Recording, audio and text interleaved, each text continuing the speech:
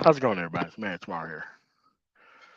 All right, we need to have a live stream so that way we can start stomping down these points from these black male saboteurs within the space and society. You have to understand that there is no reason for Tia Son Johnson not to understand how the political system works. Coming up with a 17-point agenda, an agenda that he knew that was never going to get passed, an agenda that he never took to actual Congress itself. Didn't even know that most of his agenda, parts of it, have already been passed through both houses. And it's already actually law in some cases. Dr. Thunder, as stupid as he is, there's no reason for a guy who teaches at Ohio State to not know that within Ohio, voting for a third party in Ohio is less than actually participating in the political process itself. It's less than not participating. If you look at the maps from like Obama, especially through Trump, especially through the actual midterms, it makes absolutely no sense to vote for a third party. Period. Dr. Ron Neal, another stupid fucking black man with a fucking theology doctorate, which I'm kind of glad about the affirmative actions and admissions type thing. So that way you can stop ignorant ass people from going to get a whole bunch of education and then pretending like they know shit that they don't know. Again, in order to have a third party, like when most people vote third party, they live in a state like, okay, let's give California, Massachusetts, and New York. Let's talk about those three places first. Let's talk about those three places. We know California is a liberal state. It's not missed on anybody that that's a liberal state, period. Lots of taxes, lots of things get paid out, lots of people get taken care of. And the state works and the state functions. Same thing with Massachusetts. Same thing with New York. So now let's pick three definitely conservative places. Like as of right now, you could pick West Virginia, solidly conservative. You could pick Indiana, solidly conservative. Hell, you can even pick Florida as of right now, solidly conservative, period. Let's say that you live in these three places, these three states. So you go around without understanding or knowing the actual political history. Because once you know the history, the only thing you have to do is look at the areas because it's the same people in the same area causing the same problems. They haven't moved. They may be called, they were probably the Democratic Party once. Now they're probably the Republican Party after, the civil rights legislation. But it's pretty much the same all over the country. Now, when Juneteenth became an actual federal holiday, that should have cleared up. That should have literally cleared up anybody's political ignorance about the Democratic governor of Texas at the time not letting them slaves go, even though they lost the goddamn war. So when people kept saying that the parties didn't switch, okay, now you have a federal holiday that pretty much enshrines the fact that the party was actually uh, flipped at the time. What's going on, Keith Smith? What's going on? Found Empress, what's going on, Dion Davis, XC, Senku, XC.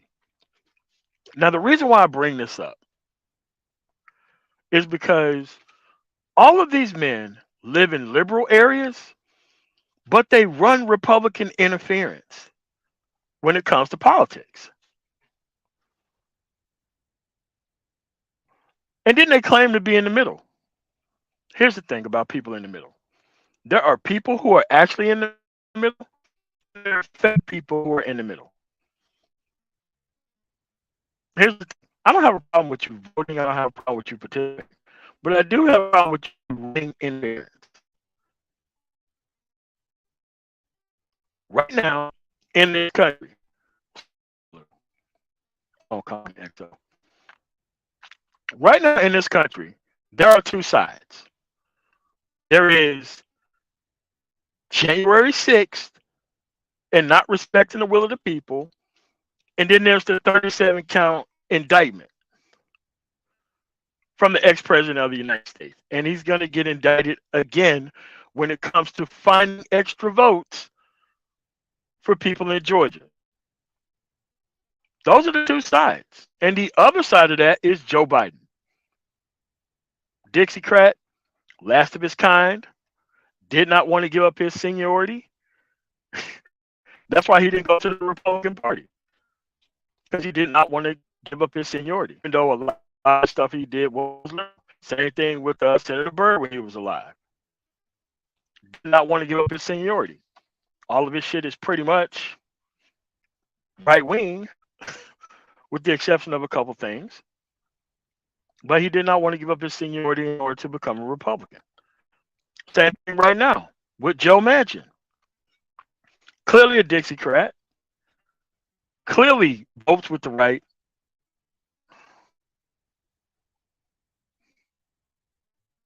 Oh, Borgen. What the fuck? Am I working now?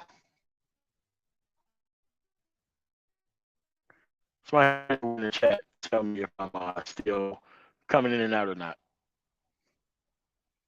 Tell me if I'm good or not. Because I haven't seen the level change on the LTE on my phone.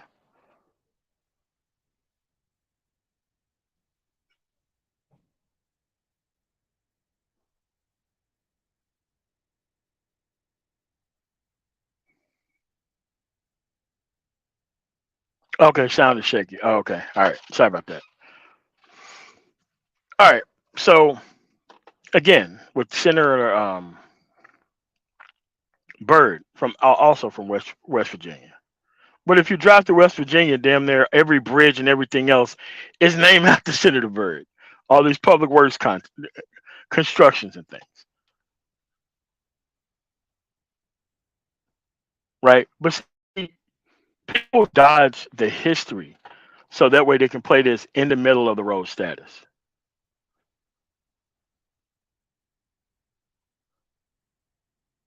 There's nothing wrong with noticing that you are going to want to live in a liberal area, even if you don't vote that way. Why? Because you want stuff to work. There is no rugged individualist. All these people live in or around suburbs of big ass cities. If you're in Texas, Austin, Houston, Dallas, San Antonio. If you live in those areas, I don't want to hear how right wing you are, because there's nothing right wing about living in the most liberal areas in the actual state. That's what I'm saying. And it's like people don't want this shit pointed out to them, but they want to actually run Republican interference. And we're the only race of people who do this. I have a lot of friends who are Asian and Indian and Arab. They think it blows their mind how black people act around politics, especially when we're the most affected by any decision that's made by the government itself.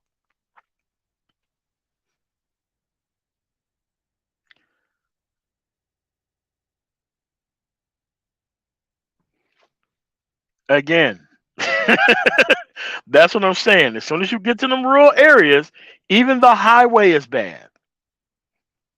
Think about it. Think about how the highway actually is and how the highway is once you roll into the New Orleans area, a big ass city in a state. Somehow the highway is paved better on the outskirts of Texas, going into Shreveport, than it is going all the way to New Orleans.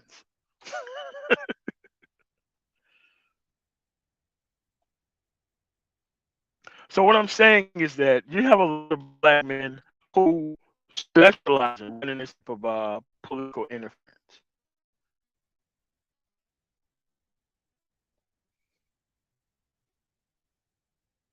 So people know where to live at, correct?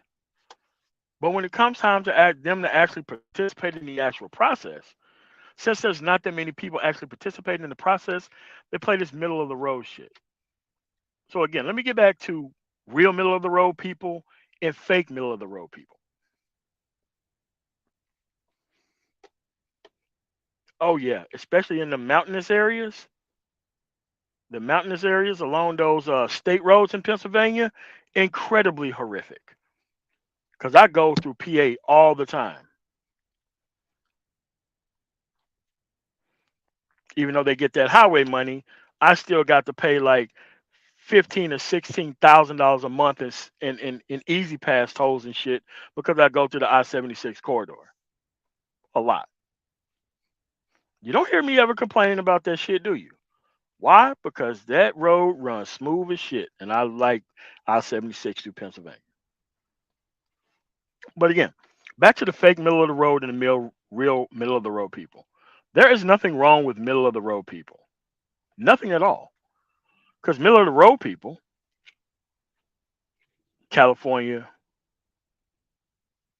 Massachusetts, New York, they take the things as they come along. Like people who are actually in the middle, they don't go around with right wing talking points in their mouth all the time. They don't go around with right wing talking points. And you know what right wing talking points are? Consistently worried about what gay people are doing, even though the shit's not on the ballot anywhere.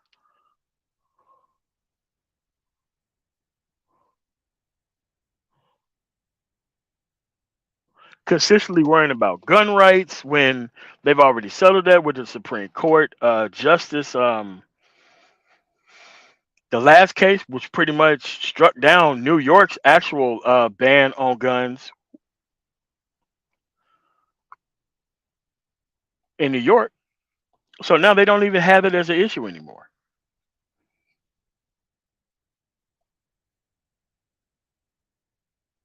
People who are honestly in the middle, they're not playing these right wing games. They're not doing that. They're taking it as it comes in.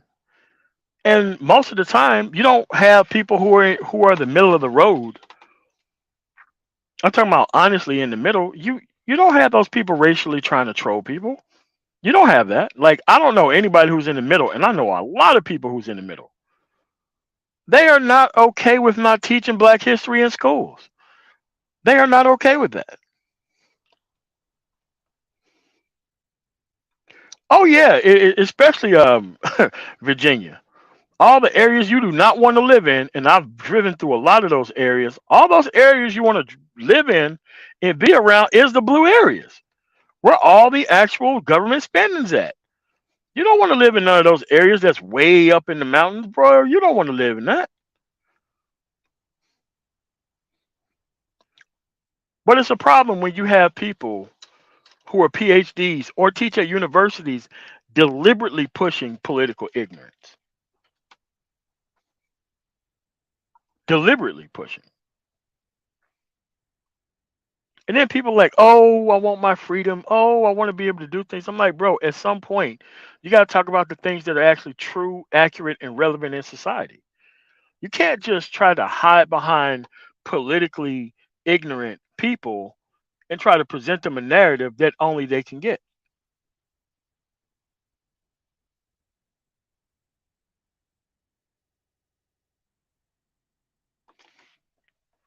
Say it again, man. Say it again.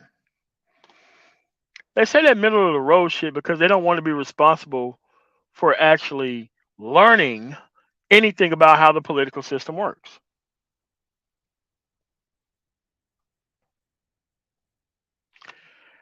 Yeah, like voting your interest is voting your ignorance at some point. Because these people are never available for actual one-on-one debate because I would fucking destroy any one of these guys. Because the only thing you have to do is ask them where they live and why do you live there. Because you can easily point out several different areas of the state that there is nothing there that you actually want to live there for.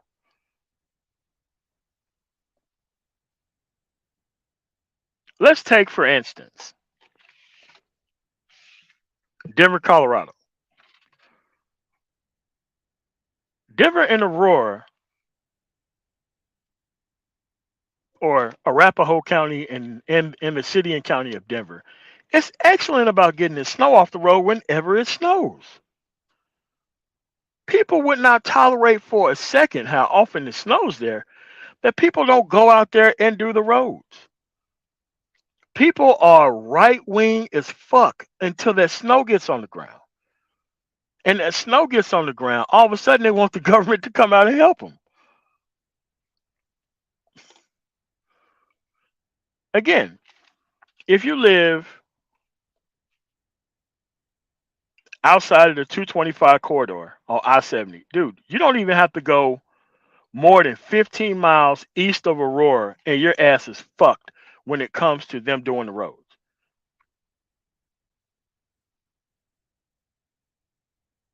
They don't bother to do the roads. Even though they have access to the same equipment, they don't even bother to do the roads as soon as it snows.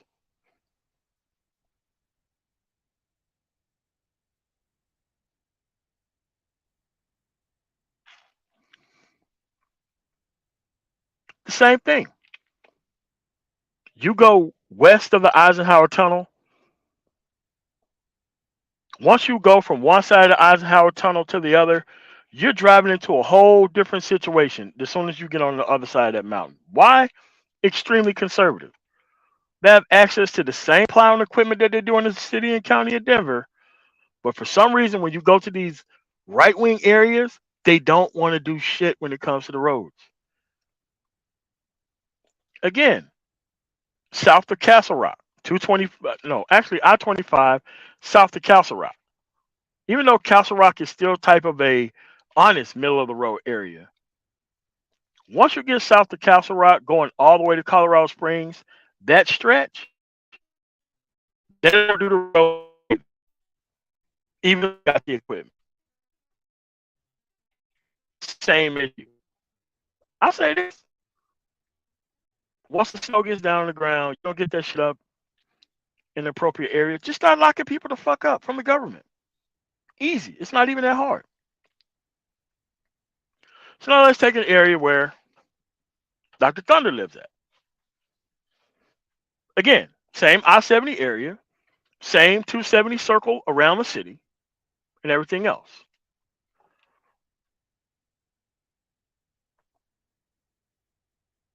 A conservative Department of Transportation. When it snows in that area, they're very slow to get the snow off the ground, even in Columbus. Very slow to get the snow off the ground. I remember last Christmas, it snowed on Christmas Eve and it was Christmas Day, and I was driving through Columbus from northern Pennsylvania through Columbus to get to Kansas City, and the roads were not even touched by the actual plows. Period.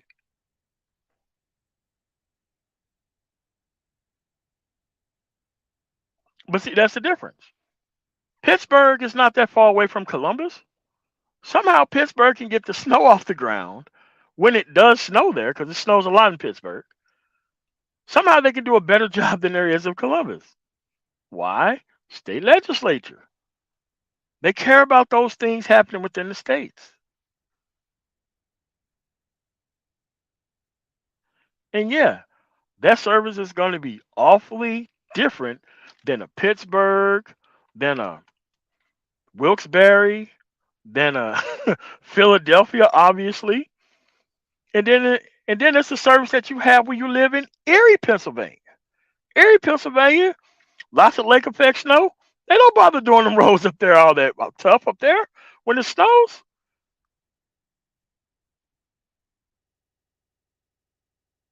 Listen, if you can get to Buffalo from I-90 up there, we have to drive through that nice little sliver of Pennsylvania. Even Ohio does its roads a lot better up on I-90 in that area, east of Cleveland, but somehow they don't do it in Columbus all that much. Yeah, but that's the problem. Again, all these people are right wing. Again, it's the gay issue. It's the issue with guns. None of this shit's on the ballot. anything to not participate in the actual process. And when something happens, they start complaining about quote unquote the government when most of these people don't participate in the system itself. Most of these people, like you'll have somebody like Phil from the Advice Show, act like he's not on the left, wants and pushes for reparations, but always run Republican interference 100% of the time that he's not calling for reparations. Why? Because black people are dumb as fuck like that. And this motherfucker live in Houston, a liberal ass fucking city. That's what I mean by these black men pushing this right wing interference bullshit, but don't take a side. Because let you in on a secret. It's easier if you take a side. Much easier if you take a side. You take a side, you don't have to engage in any of these conversations or anything. You can just give the recommendations for the side that you choose. So when people say idiotic shit about, well, we've been voting Democrat for 15, get the fuck out of my face with that, motherfucker. Everybody else been voting. You haven't been voting at all. Because if you was participating in the actual process, you would know what the fuck is going on in your city. You would know who's voting against all the progressive measures in your city, all the actual ways to spend money in your city. Yeah. Oh yes, it's Lou. Yeah, Sub Zero do that a lot too. Yeah, he does. So people think that being on the right is not liking the outcomes of black culture and talking about shit that the women are doing. I caution you to go through some of these rural areas. Hip hop on the radio. That's right. Rams and motherfucking people got beats beating out the back of their pickups and cars and shit. No different than it was in the 80s.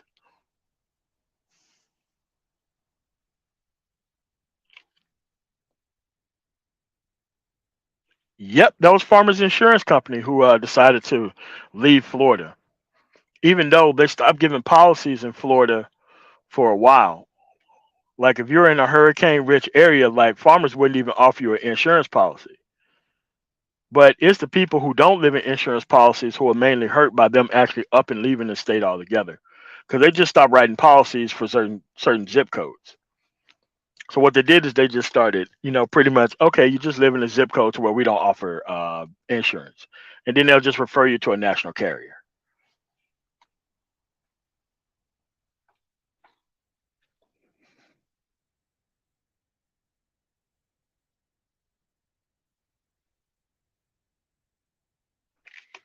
That's the thing. Because they give you time to respond if you show up to these things. But like nobody does this bullshit more than like black men. Because black men want to take advantage of the actual ignorance of everybody else in the actual position itself. And that's why I'm concentrating exclusively on them. It's called Right Spice. Because I don't have a problem with people on the right as long as you're on the actual right. There's a lot of people I know that are on the right who don't participate in these bullshit conversations, who can't stand MTG or Lauren Boebert, who do their thing. A lot of people that I know, they're in the military industrial complex or they're far hundreds of millions of dollars higher than I am on the actual income bracket, and they just own what they own. They know how the system works. They own these nonprofit organizations that does all these quote unquote government things in the area and all that.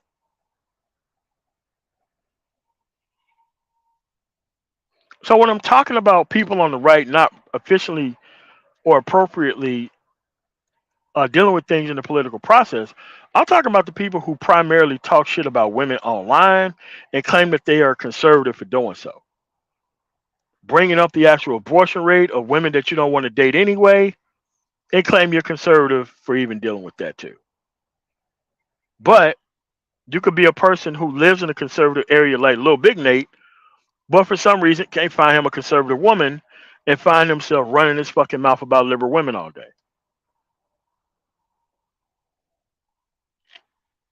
Oh, of course it does. What's going on, Jay Charles? What's going on? So what I'm saying is that at the end of the day, There's no such thing as cultural conservatism. All that is fraud. It's so easy to just go pick a side. It's so easy to learn about what areas you want to live in or not. It's very easy.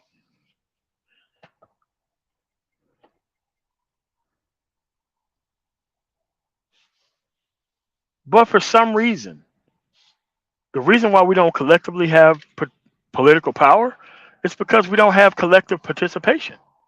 We have collective trolling. We have collective acting like you're in the middle. But when it comes to the the actual participation piece, they can't do it. They can't do it. And I mean, dude, you got PhDs and people who teach it at universities engaging in this whole shit online. When was the last time you seen a man who's Asian online pushing right wing? Actually, I'm wrong. You got Michelle Malkin. That's one Asian woman that I've ever seen do that. But at the end of the day, nobody Asian is really going out there doing that shit. They're not.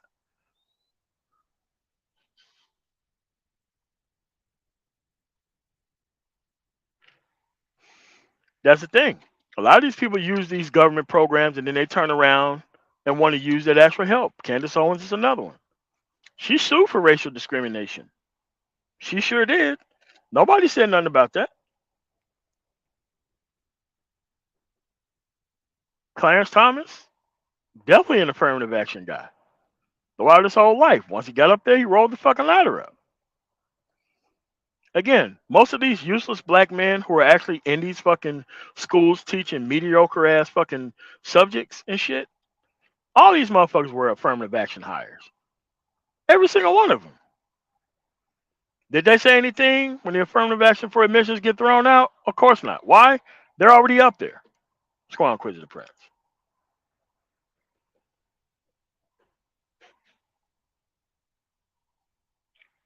Oh yeah.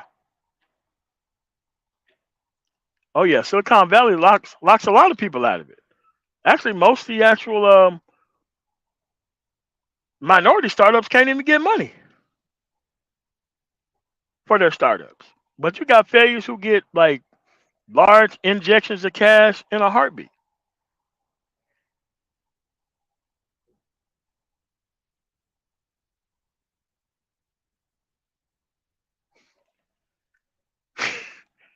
Come on, man.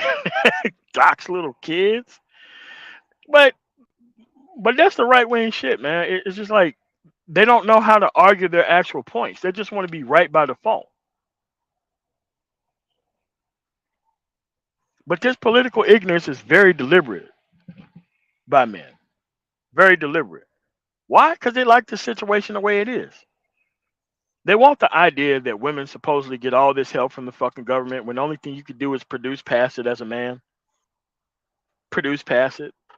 Oh, well, they got all these programs for them. Wait a minute. So you mean you tell me that if they had the programs for you exclusively as a black man, that you would all of a sudden be in favor of it, but you don't want to team up with the women who also have these government programs and you don't want to do that? I team up with women all the time.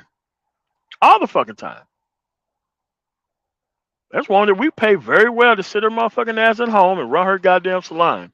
Well, we pull them government contracts and run it right through her fucking woman-owned business certification that we pay for. There is no more real reason or rationale of not participating in this political system. And even if you are not, you ought to shut the fuck up about it if you're not participating in the system itself. Because just stick to talking to women. Like, this is why I normally don't even fuck with people who talk about women. Because once I push you to start talking about women, it's time to leave your dumb ass the fuck alone while you over there talking about women that you don't control, but that you want to concern troll online. Like if you are a actual affirmative action hire and you graduated from school with Africana studies, and the only thing you can do is argue with feminists online and call yourself a fucking masculinist when you don't do anything fucking masculine, yeah, man, just leave his ass out there. It's obvious what these people's agendas are. Their agendas isn't changing shit. Their agendas is arguing with these women online. They want the same rights that the women have. They want the same rights that the feminists have. This is why a masculinist is definitely a male feminist. Or as Rael said, being pro-black is nothing but black feminism with a kufi on. Not hard. There ain't no way that you are worried about the outcomes of these people, but you don't want to hold the people responsible who actually put them in these circumstances. There ain't no way that can be the case. It's not possible.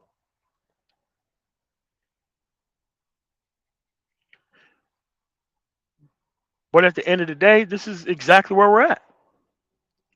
We're here because black men haven't taken no fucking action, or not enough have taken any action. Again, you got men who have PhDs or work at universities who's pushing this dog shit around everybody when they know what area that they live in, or they pretend not to know and understand how the system works. At this juncture, they pretend to not understand how the system works, and then they go and talk about women so that way they can get all these lost, broken, and stupid ass fucking black men to feel better about not having a bitch and knowing that this information is never going to get them to a bitch. Period.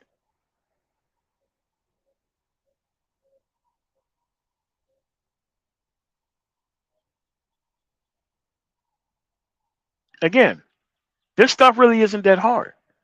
And here's the thing: they don't want to debate shit because I can guarantee you these people are not stupid.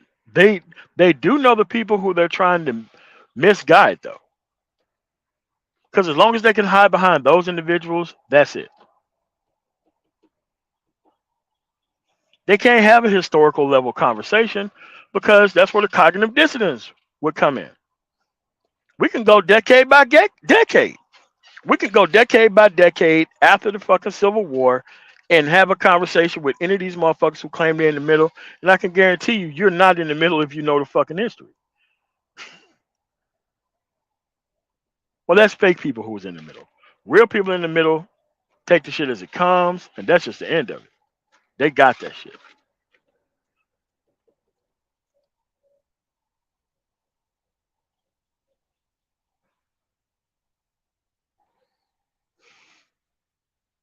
Yeah, but it's on purpose though, Jay Charles. It's on purpose though. It's on purpose of outsourcing it to other people, because they have this pimp hole relationship with actual politics. That somebody's going to come to a bunch of politically ignorant ass fucking men and give you what you want to make you actually participate in the actual process itself, so that way you can turn around and grab hostages, so that way they continuously have to do business with you. Like that's what a lot of people think. It's like, no, dude, you build your own leverage within this system. You build your own leverage. That's how you had nearly 100% participation. Well, 80s are better. Well, let me not say 100%, but 80% or better participation after the actual Civil War, and that shit went to 2% after Reconstruction ended. Why? Because those people step right in with Jim Crow and they stop you from participating in society. They propose economic and actual physical violence based sanctions against people. But see, don't nobody want to talk about that shit.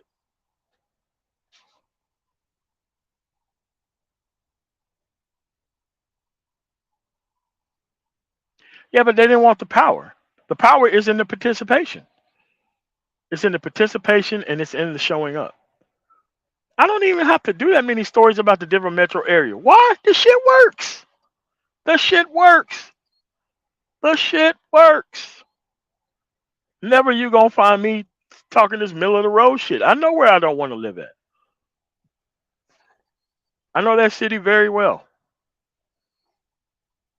Again, north of Thornton, Colorado, you don't want to live in that area between Thornton, Colorado, and the actual Fort Collins. Like slightly before Fort Collins, you don't want to live in that right wing area either. Why? Same shit. They don't do the roads. They don't do the roads at all. Same stupid shit.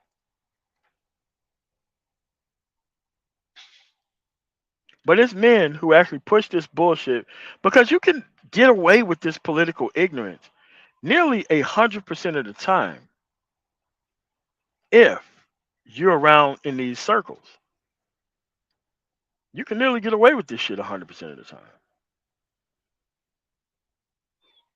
But but they enjoy being the only person who have figured it out though, for the most part. There's literally no reason for this. Yes, if you're gonna be a third party, yeah, you could be a third party in California and New York and Massachusetts. It makes sense. Why? All the particulars are already taken care of. Because even if you have a Republican governor in Massachusetts, the legislature is not going to let you damage and destroy that state. They're just not going to let you do that. If you have a Republican governor in California, they're not going to turn around and let you damage and destroy their actual state and makeup.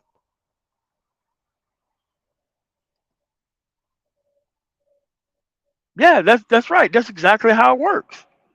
But see how simply I explain it. These people take the long way around and pretending to not understand what easily I've said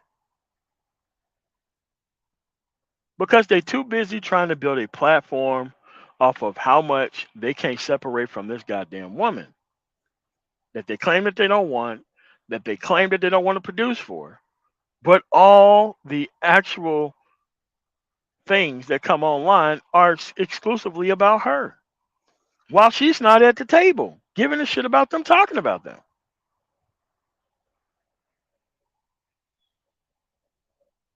This is what you currently have. There is nobody who claims to be on the right can say that a 6-3 majority conservative Supreme Court is positive for anybody who's a working class citizen in this country. Nobody. There are no Supreme Court rulings that are in favor of personnel over companies. There is none of that happening.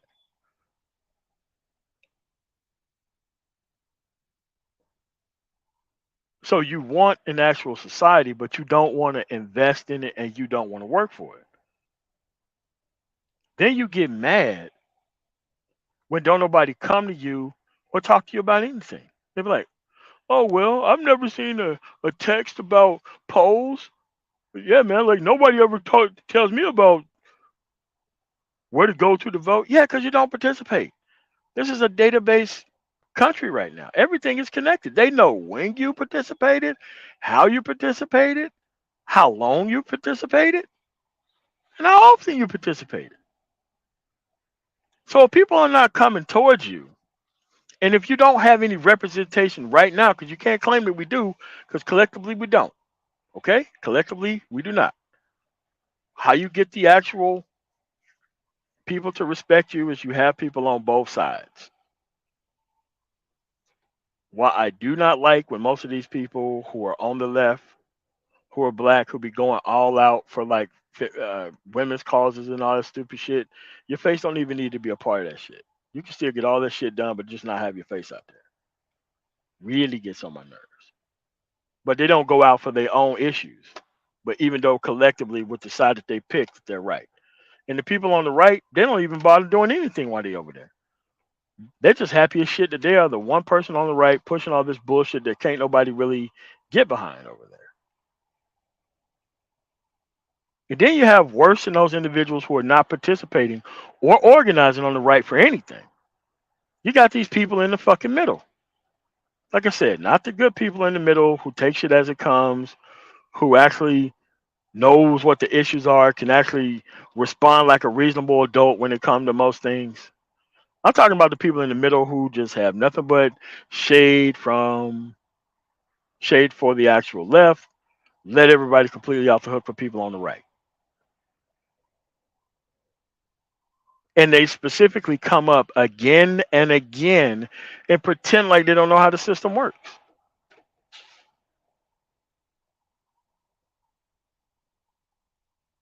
It's a representative democracy. If you don't show up, you don't count. Again, the same stupid idiots who know everything about sports Like I've never heard of a person who say, you know what, I want to see an NBA championship, but I don't want to see it from the East, and I don't want to see it from the West. I want to see it from the Central Conference Finals. You're like Central Conference Finals, like there ain't no such thing as a Central Conference. It's either you're on the left or you're on the right. It's either you're in the West or you're in the East. Like what is this Central Conference shit you talking about? Same people. What's going on, J. Charles? What's going on, man? Hey, Kate, how you doing, bro? Can you hear me? Yeah, what's going on, man? Yeah, I can. All right. I think you had some good points, man. I was just listening to what you were saying, and then I think the most important thing, I think, was highest priority is representation, right? So, Yes. what is the? I think that's the biggest problem that we don't have any representation. That you have to play. You're gonna have to kind of be on, right? You can't just be in the middle. I think a lot of brothers want to be in the middle, but that's not really effective. So, It ain't.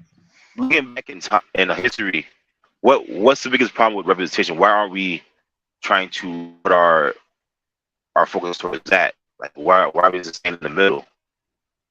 I could tell you. Because they want to be on a winning team Yeah. without investing in it. They want to be on a winning team without investing 1 cent, one iota into it. Mm. Because a lot of people have a problem with this popularity bullshit. They want to be on a winning Okay. So that. team with no investment. Uh, Uncle Stu, thanks for the $5 super chat. An actual conservative in this space. The conservatism that comes out of his mouth over the phone with me doesn't sound nothing like the conservative that you see within the Black Manosphere. Their Black Mm. Manosphere conservatism is Black community critical base and Black women critical base, nothing policy based. What's going on, Lou? What's going on, man? Yo, what's going on? Salute, salute, MOT. What's up? What's up, J. Charles? Salute to the chat. Um, So Lou. yeah, oh man, it's I got that video, I got that stream coming up, man. Man, it's funny you fired one up. I'm just I'm gonna go ahead and what I'm saying, use some of these some of this good info, man. I'm gonna tell you guys, man.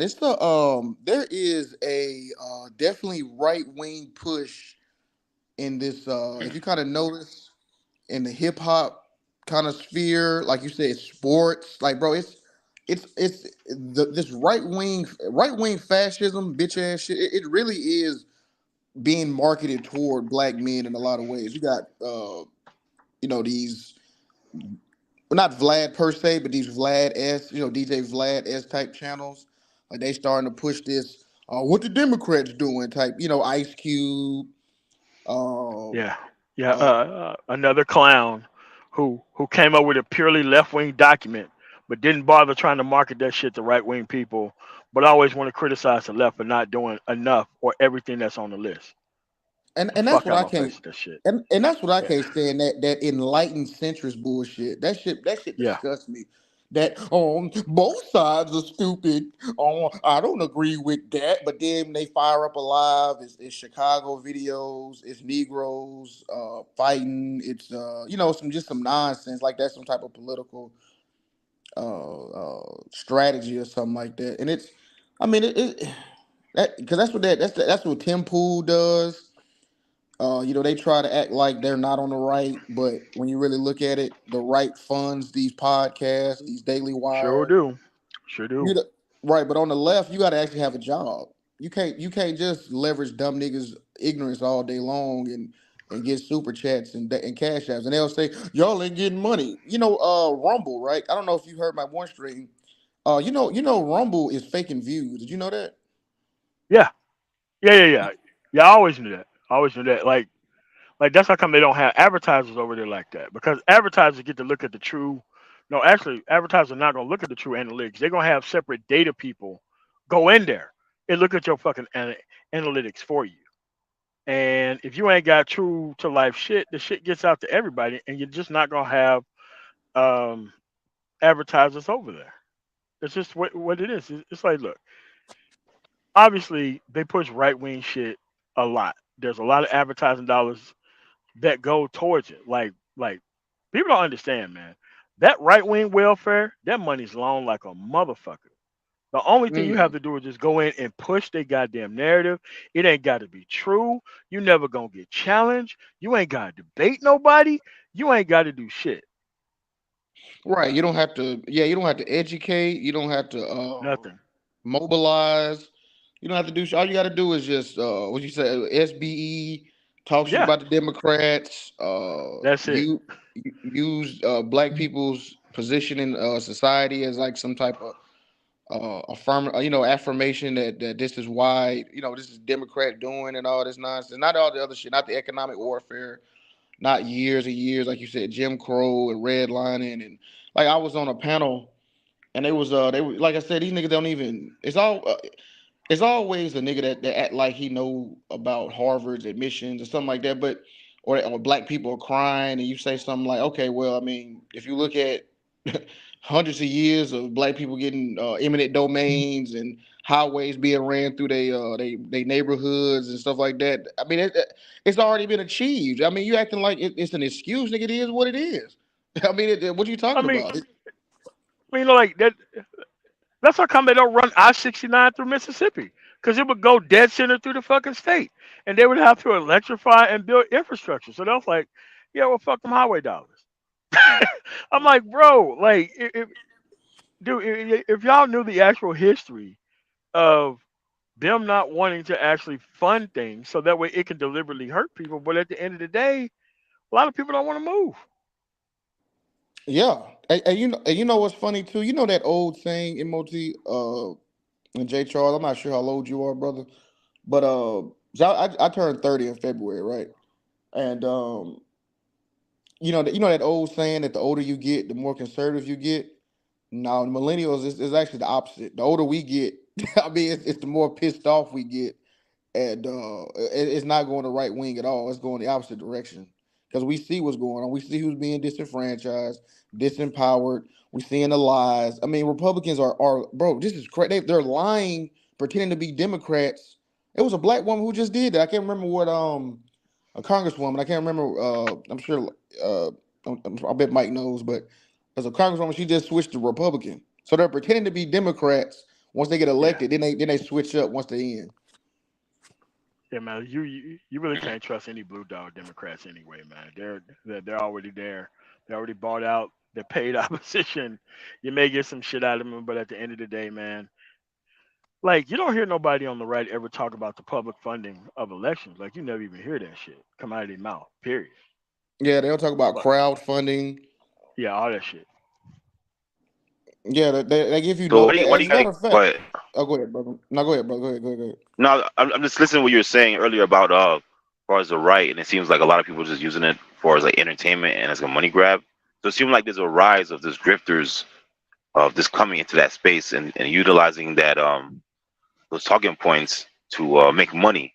So is it, you think that's just pretty much what they're doing for black men? They're trying to push black men in that direction to Yeah, um, yes, pretty it's much a red pill to coon pipeline, neo coon pipeline. Yes, neo coon Neo pipeline. coon.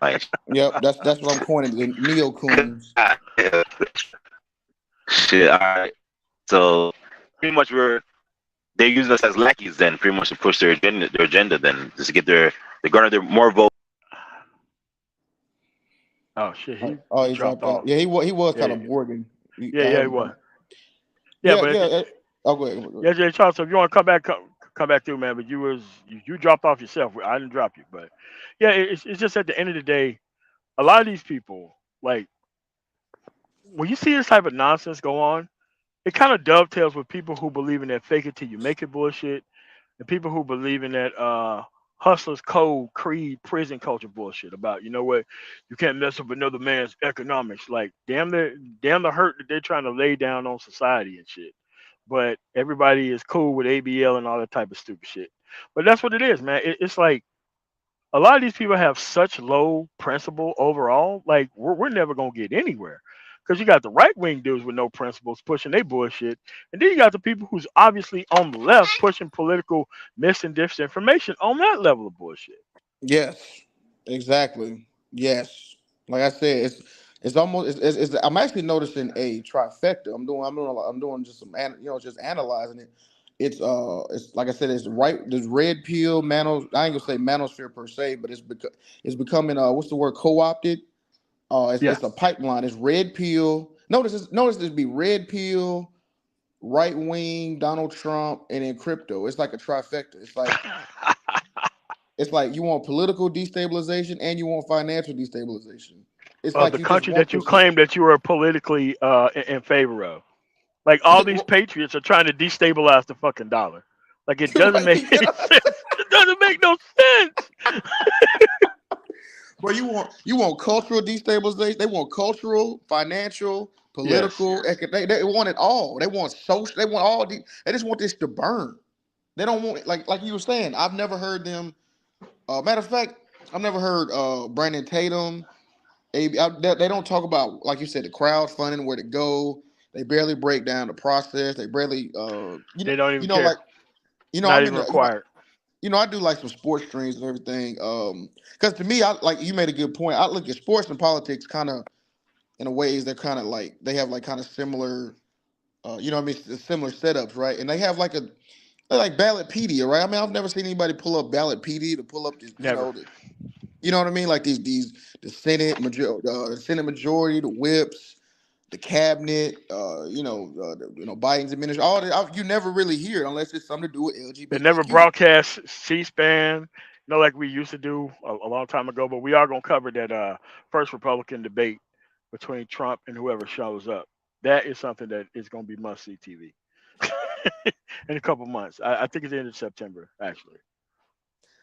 Yeah, I mean, it's so much double talking. I remember I was on a panel and they were talking about abortion, and I'm just like, I don't understand y'all's obsession with abortion. I know it is, but it doesn't make sense. Like, it doesn't align properly. I mean, when they get you off child support, I mean, and then when the kids get here, the Republicans don't even want them to have free school lunch. So I mean, I don't Not at understand all. what, you know what I'm saying. When they get here, you don't even care about them. You don't want to put any money toward them. You don't want They them to don't even build, care you want how them to school is grow. funded. They don't even care how school is funded, let alone trying to give them health care and all this kind of shit, which is you would think is pro life. No, they're pro forced birth. They pro getting these kids here, and they're like fuck them kids when they do get here. That's what they Right, own. exactly. I mean, we said pro forced birth. Damn, that's crazy. Yeah, that's all it is. Like, look, as soon as this kid get here, you own your own junior. That's it, man. So we finally Yeah, got you here. It's time for you to start suffering these consequences living in these small town areas. And you're gonna end up voting for us because you don't know how shit works and you refuse to learn how it works. So that way you can maintain your ignorance that you invested your time into. That's all it is, man. It, it's nothing but an investment on ignorance. yeah, bro, it's so crazy because like when you were talking about that right wing welfare, when you look at these right wing podcasts, like they're always like they're like the sponsors they have, they always capitalize on, like, I would say younger mid 30, what I mean, like mid 20 year old men's insecurities. It's always Yep. some fitness products, some you know what I'm saying. It's crazy, bro. Like, they know what they're doing, and this shit is evil. Like they're using It, these guys it's that so check up easy. steroids. So easy. Oh, go ahead, my bad. Yeah, I'm like, dude, it's so easy, and it's so easy how things get played. But since these people can never admit that they wrong, they just go and they chill in silence. Even after they know better, they don't go out and they don't talk about shit because there ain't no money in left wing grifting. There's no money in left None. wing. Bro, it's none. It's exactly. And niggas think this shit cute. They get funny, be giggling and shit. Oh man, the Democrats. Oh, they messing there. Like, it's always some dumb niggas doing it too. Like, niggas giggling about affirmative action and student loans. Talking about niggas crying and all this goofy shit. Like, bro, it's not. You talking about it's crying, nigga? It's what you're seeing is fascism. You're seeing six people, non-elected officials, make decisions for 300 million people. You don't think there's a problem with that?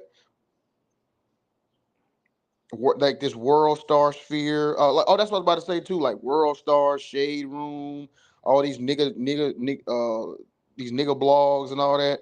That are, like they're all there's a concentrated effort to push right wing fascism to black people, and they don't even. Oh, MOT dropped off. Well, salute, man. Who? I can't even bring you back. Oh, you say go jump back on, Jay. But yeah, man, we political gang bang. I'm waiting for MOT to come up. But yeah, yeah. Anybody in here, man? I'll just say this real quick. Yeah, I got that red pill to Neo Coon pipeline on the way. You see, like I'm gonna give y'all just a quick brief on it, like just kind of tie into the title. You got Fresh and Fit wearing KKK hoods, Rumble signing these young black men to these $100 million deals just to kind of sprinkle some pepper on the platform as if they're not totally racist, but they know they are. You got Peter Thiel, Silicon Valley dollars. Oh, there go MOT. I didn't want to have no dead air, bro. Go ahead, do your thing. No, no, no. It's going back. Yeah, it's just at the end of the day, man. Like, bro, like we can't keep pretending like we first grade about this political shit, man. It No, we makes it can't. look extremely fucking stupid that every year we got to listen to one black man after another pull this fake ass grip to shit like they don't know what's going on in the world. Still living in a liberal fucking city, still living in the fucking hood, like it's some right wing motherfucking area. Like, bro, like we ought to be done with this fucking bullshit by now. Done with it by now. And these people come around and they deliberately do this shit on purpose. They deliberately stay around men who don't know how shit fucking works and happens. About these affirmative action hires who keep acting like they teach some substantive based shit. And it's like, why the fuck do we have to keep going through this shit year after year after year? People not participating, people not signing up, but want to make everything about gay people and shit. Just on some coward shit, man. That's what I'm saying, bro. And that's the whole deal, bro. Like anytime they talk about these 6 hour uh LGBT conversation, bro, I can't do it, bro. If I'm on a panel, anytime they bring that up, I totally disengage. Dismiss. Yeah, I Out totally of there. disengage. Out of there. I can't do it, bro. What am I talking about this for? Like they were talking about some bill. I was on the panel. It was something about affirmative action, and I pretty much cooked the panel on that. Then they were trying to bring up the whole IQ and all this goofy stuff. Cooked them on that, and then they switched to this trans bill, I guess. Like so essentially, what I said, and I left after that. I was like, well, I mean, kids can already get emancipated, so I mean, it's not like, I mean, this is just another reason they get emancipated. So this fear mongering about, oh, they're gonna take your kids and all this stuff like that. Like, bro, kids can already emancipate themselves. So I mean, it just is what it is, and it's just so much. It was so much interference being ran, and uh, emotional trauma. Trauma. They were just trying to use. Uh, they were putting up surgeries and all that stuff. It's just goofy. Yeah, nothing to say about the reparations in Tulsa. Yeah, exactly. But Big Pharma.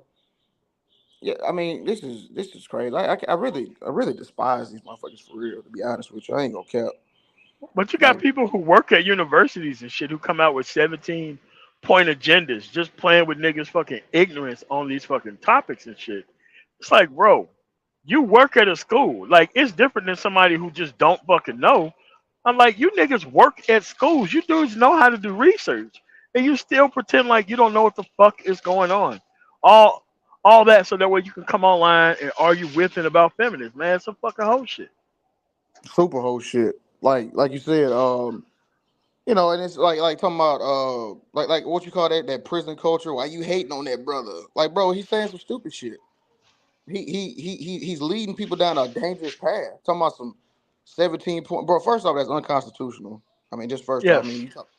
let's just get that out the way, just hands down, right? I mean, I mean, so second of all, I mean, I kind of like sit down, like sometimes I entertain it. Okay, so what do you want? Like, what would you want the Democrats to do or the left to do for black people? What is your solution for a strictly black person thing that's not already available that black people can take advantage of? Yeah, never, it's just crickets. You had hominin. Oh, you a leftist? You a left nigga? You all this other goofy shit? Like, it's what I'm saying. This some pussy ass shit, to be honest. Like, I really like these niggas really like real talk, man. I don't know, man. Sometimes I just think about this shit. Like you right, they wouldn't say this shit in open, like in an open forum in real life. No, man, like I, if you show up to somebody's political event and you say that shit, man, like people gonna follow you to your car and they gonna beat your motherfucking ass, bro. Yeah, that's what they're gonna do. that's what I'm saying. You I was listening to that one stream. They were talking about this motherfucker was talking about giving right wing nationalists white nationalists a platform. So why are we against white nationalists and Nick Fuentes getting a platform? I'm like, nigga, what? What? Nigga, I mean, what? like, I mean, like, I know real white nationalists.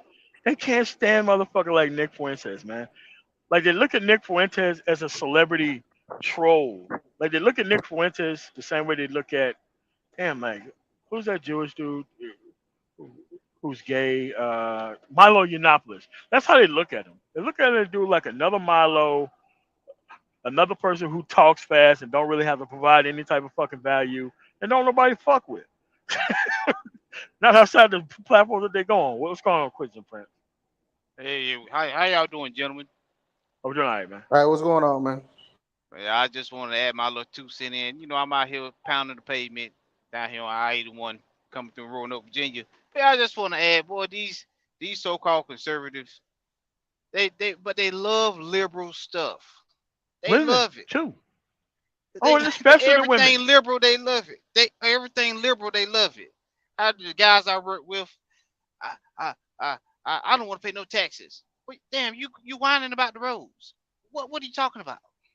Where you think the money gonna come from? They just they can cut welfare. Uh, ain't your sister getting welfare that you get food stamps from? Dude, what are you talking about?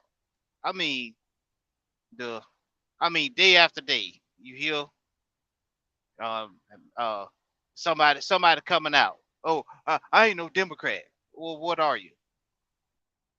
Well, what did you do when you was on the Democrat side?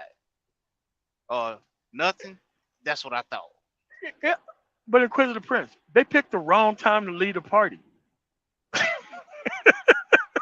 Like, man, as soon as Trump got elected, I just left the Democrat. Okay, what specifically did you leave for? And January 6th and the 37 count indictment didn't have you coming back to the party. So did you leave for a substantive policy based reason? Because nothing policy based outside of tax cuts for the rich and actually not doing the second actual bailout that actually would have got Donald Trump elected, by the way. Like, there's really nothing else that really happened during their actual conservative legislative period because We nothing we happened. we was getting money under Trump. That right there. Trump gave us something. Then you have to file on your taxes and income. I mean, what you mean they gave you money? Ain't they gonna take it back from you too? They give it to you. They're gonna find another way to take it back to you. Take it back from you. I mean, and you deliver facts and truth to them. They're folks that I mean, hey, I don't know what to tell you. There's nothing you can tell them, bro. They ignorant. Like I had a buddy I was talking to. He said that goofy shit. We was just talking. 'Cause he is my good buddy. We from the Navy and everything. He's not a political astute fellow, but we just got. I forgot how we got on the topic, but he just essentially was like, "Man, we need to get Trump back in." And I'm like, I was like, "Whoa, what?"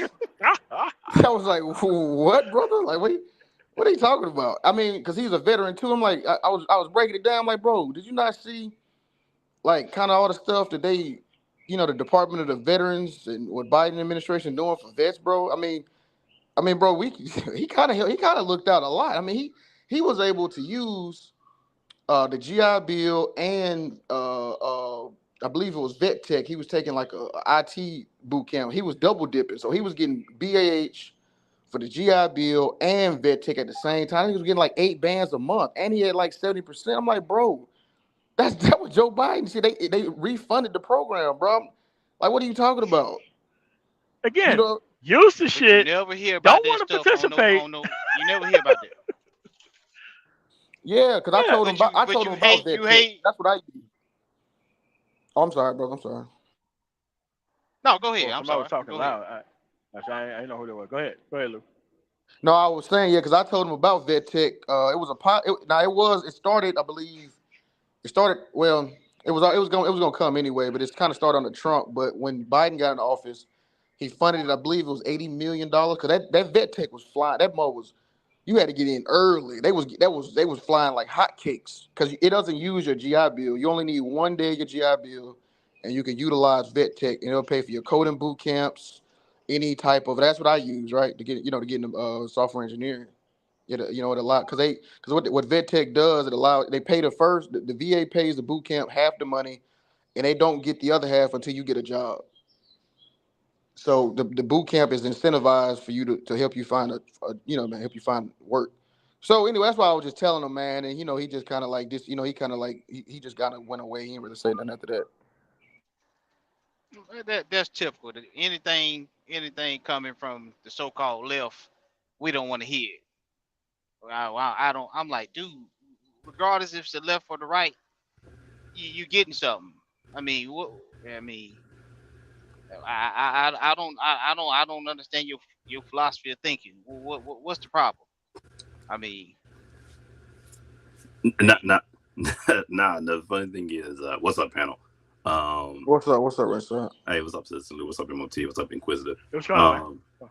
The thing is, I hear people say that all the time too. I heard people say, "Oh, I made more money on Trump than I ever did. I'm voting for." I'm like, dude, like, do you not think that had anything to do with like your skills or your experience? Like, that'd be like me saying, "Oh, I made more money under Biden than I have ever made under Obama." Well, yeah, I got more experience and better credentials under Biden than I did under Obama presidency. But some of these people just go crazy, like the president's policies just made them do so well, and I'm just like, dude, y'all gotta do a little bit more critical thinking than that. And then a lot of times too, when I hear these black men who say they're Republicans, a lot of them just disaffected Democrats, like, because when you really start talking to them, it's like, oh, why are you on the Republican side? And they're like, oh, well, the Democrats don't do anything, or like, 4 and 5 letter community gets all this stuff, and it's like when you really listen to them, it's like, oh, like you or the Asians got a hate crime bill and black community get this. I'm just like, so you're really just a disgruntled Democrat, like, because you really, like, if you're a Republican, like if you ask like these people who are hardcore Republicans, they'll at least try to talk like, oh, well, I don't want the government in my way, and I don't want them giving special benefits to any people or this and that, and I want to keep my money in my pocket, this and all that. They'll at least talk it on the surface, and then when push comes to shove, like a storm or something hits, or something hits the fan, they're like, where's the government to come bail us out? So they'll talk like that. But a lot of these black dudes out here, they'll just make it sound like, well, Democrats weren't giving me anything, so I'm going to try to go to Republicans either to get something or like to piss off Democrats, and then hopefully they'll give me something. So I'm just like, dude, you're not even a conservative in ideology. You just, like I said, you're disgruntled Democrat. Exactly, bro. Because yeah, exactly. Or just totally a disengaged person. Because I'm gonna tell you something too. This same person I'm talking about, he was out here in California with me, but he got on that whole move to Texas wave and everybody else, right? So I was chopping it up with him a couple weeks ago, and he kind of some of that truth kind of came out, man. He was saying, yeah, okay, he bought a house, but them property taxes was kind of hitting him now. He was saying how living in Texas versus living in California ain't the same. Like he was saying how it's just kind of it's what he described it is he got to keep his head on a swivel more. Like we was in California, everything was cool, everything was great. Now he kind of everybody strapped in Texas. And so I'm not, I just kind of listening to him, man. He sounded like he want to go back to California. But now I'm like, see what you just laid out, Citizen Lou. That's the part they don't want to talk about. Is like, people start thinking, oh, I'm gonna move here, I'm gonna get this, and then it starts to hit you like, oh, damn, it's like people, like I was telling the MOT about Florida. People thought, oh, I'm gonna leave New York and move to Florida. It's gonna be so much better, and then all of a sudden, your house insurance drops you, and then you got to go get coverage, or they say they're gonna raise your rate by thousands of dollars a year. That kind of hits you in the face. Oh, I got to actually evacuate for hurricanes and all that when that starts coming. that kind of hits you in the face. Oh man, everyone, like you said, is walking around strapped. They got all these, stand your ground laws. That sort of hits you. You start seeing these Yeah. property tax bills. You start seeing the heat waves coming through, and the power grid isn't up to snuff. The economy and jobs, the opportunities ain't quite what you saw in California. It's like, dude, like these people, a lot of their mentality is they don't want to have to pay to play, in a sense, Yeah. not like the corrupt way, but they don't believe that they should have to like put anything in. They should just be able to reap the benefits.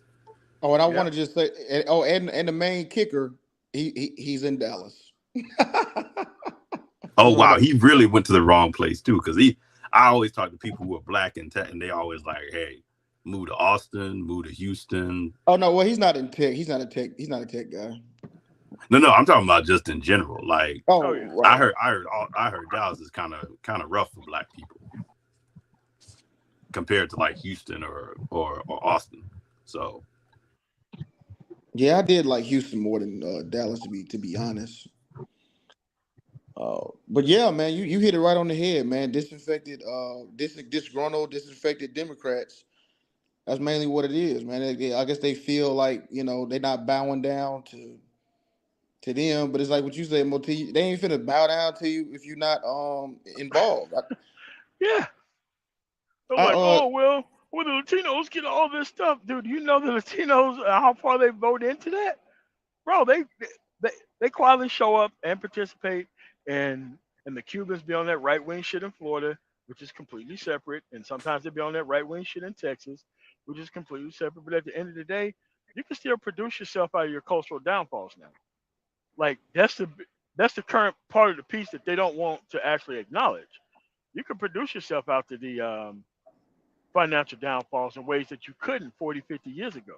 So they're coming with this 40, 50 years ago pre affirmative action and the job play shit in like 2023. And it's like, nah, that's a you problem. Now the productivity piece, nah, that's a you problem, man. yeah, exactly. And the thing about it too, there's a guy. You probably Erica Williams promotes him a lot. Diamond Dave. That's an he's pretty good, intelligent brother. He made it because I'm not from Florida, but he was talking about my bad. I don't need to turn this down. So I can hear it. Uh, he was talking about how Miami. He said there's nothing conservative about Miami. You got Oh whores, no. Oh strippers, no. LGBTQ parades everywhere. Oh, there's nothing conservative about Miami at all. So this Cuban, you know what I'm saying? This, and they always use Cubans. Cuba's only what 1.6 million in total in America. So that's not the whole Latino community. So I just and I always say Cubans, in my opinion, are the most uh the most egregious group of Latinos to me because they're so foul that they were allowed to come to America, free amnesty. They just swam over and touched when their feet got on the sand. They were American citizens. Their grandmamas, their aunties, uncles, all got citizenship that way. But now they're trying to stop other groups, or not, or voting for a platform that's trying to stop other groups from getting the same thing they got. I just think it's foul. Yeah. I mean, you had Indians on the same, well, people from India on the same shit too. Same exact shit.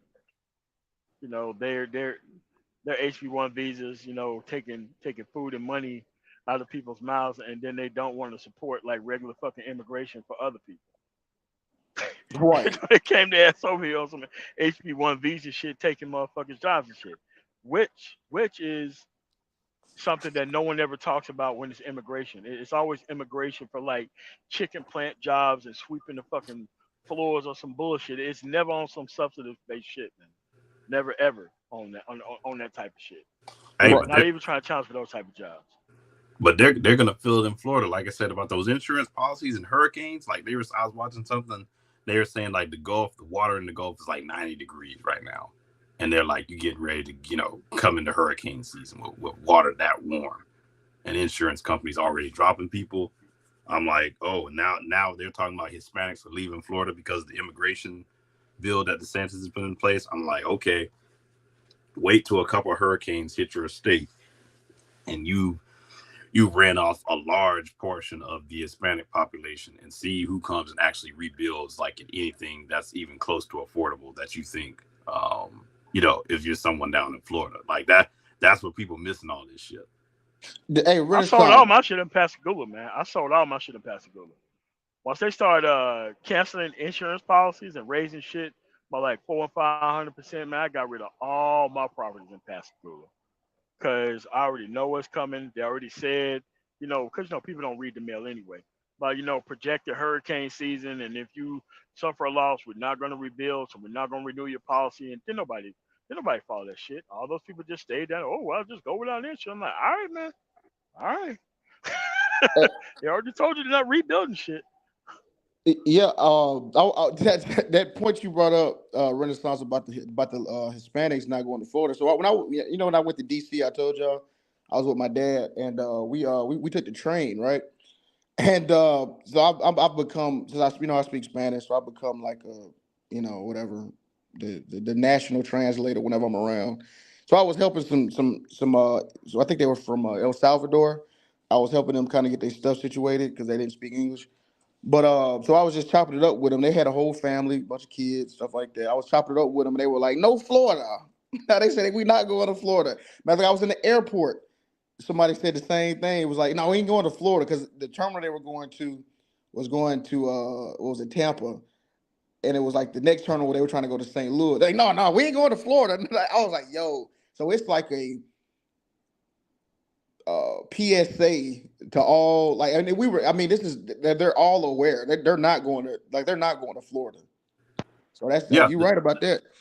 no, the same thing happened in Alabama when they passed that immigration bill. Like a bunch of people packed up and left, went to places like Texas, Denver, where there was a building boom as well, and the state basically lost out. And they still don't have people like post pandemic. They still got places that can't even open because they can't even hire staff in these places like fast food or they're having to pay like $20-$25 an hour in some of these facilities. And I'm like, where or if you don't have something go wrong in your home and you want like a plumber or a contractor or like an electrician or something, like you just be ready to pay up. And it's like, oh, I heard all this rhetoric of black men can't get any of these jobs and this and that. I'm like, all right, man, the people are gone. Like, where are y'all lining up to take these jobs like crazy? That's what I'm saying, bro. Yeah, I mean, it's just disgusting work.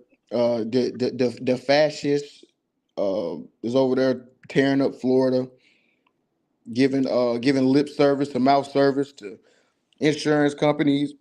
He in that goofy legal battle with Disney. He getting his ass tore out the frame, wasting taxpayer dollars with all this litigation. I mean, it's just, I mean, dude's just messing with people 401ks, knowing that they 401k is heavily influenced by Disney stock.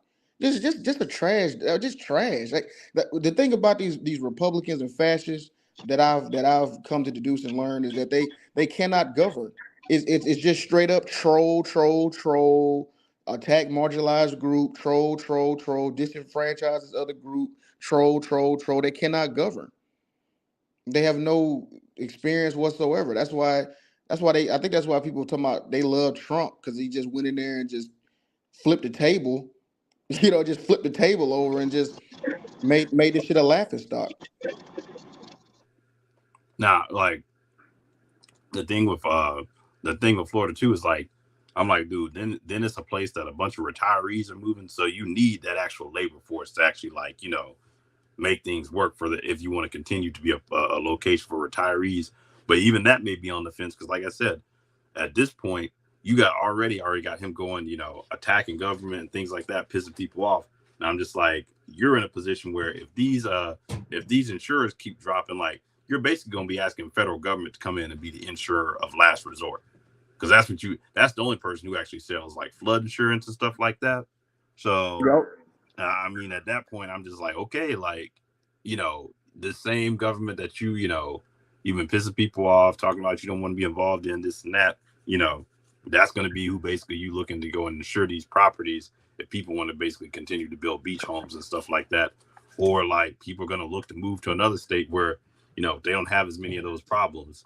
So he's actually like messing up their economy bad. Like, they were already talking about how Disney, they had like, I want to say like 20,000 jobs or something like that was based out of California that they were going to move there, but because of that whole lawsuit.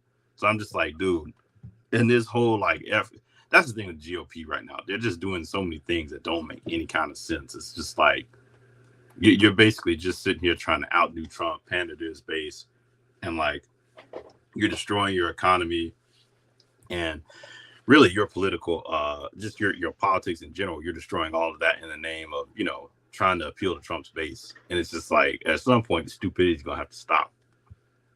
It's I mean, gonna because have this to. lack of actual policy is got to bite. Well, you would think it would bite him in the ass at some point. But John Close Clutch made a decent point. Uh, Robert F. Kennedy Jr. is the type of guy who would fake to be a Republican and turn around and do all the liberal shit that they claim that they wanted. He is the type of fake motherfucker who would do some shit like that. Hey, you ain't lying, bro. He would do that. He would come in there. He would do a bunch of left wing shit. The white people would fucking love it because it came from somebody who they quote unquote that they think is on the right. That's what they thought Trump was gonna do. But RFK would actually fucking do that. He would actually do that. Like a motherfucker, he would actually do that. Right, because he already tapped into that QAnon group. He Yeah. already tapped into Hmm. that.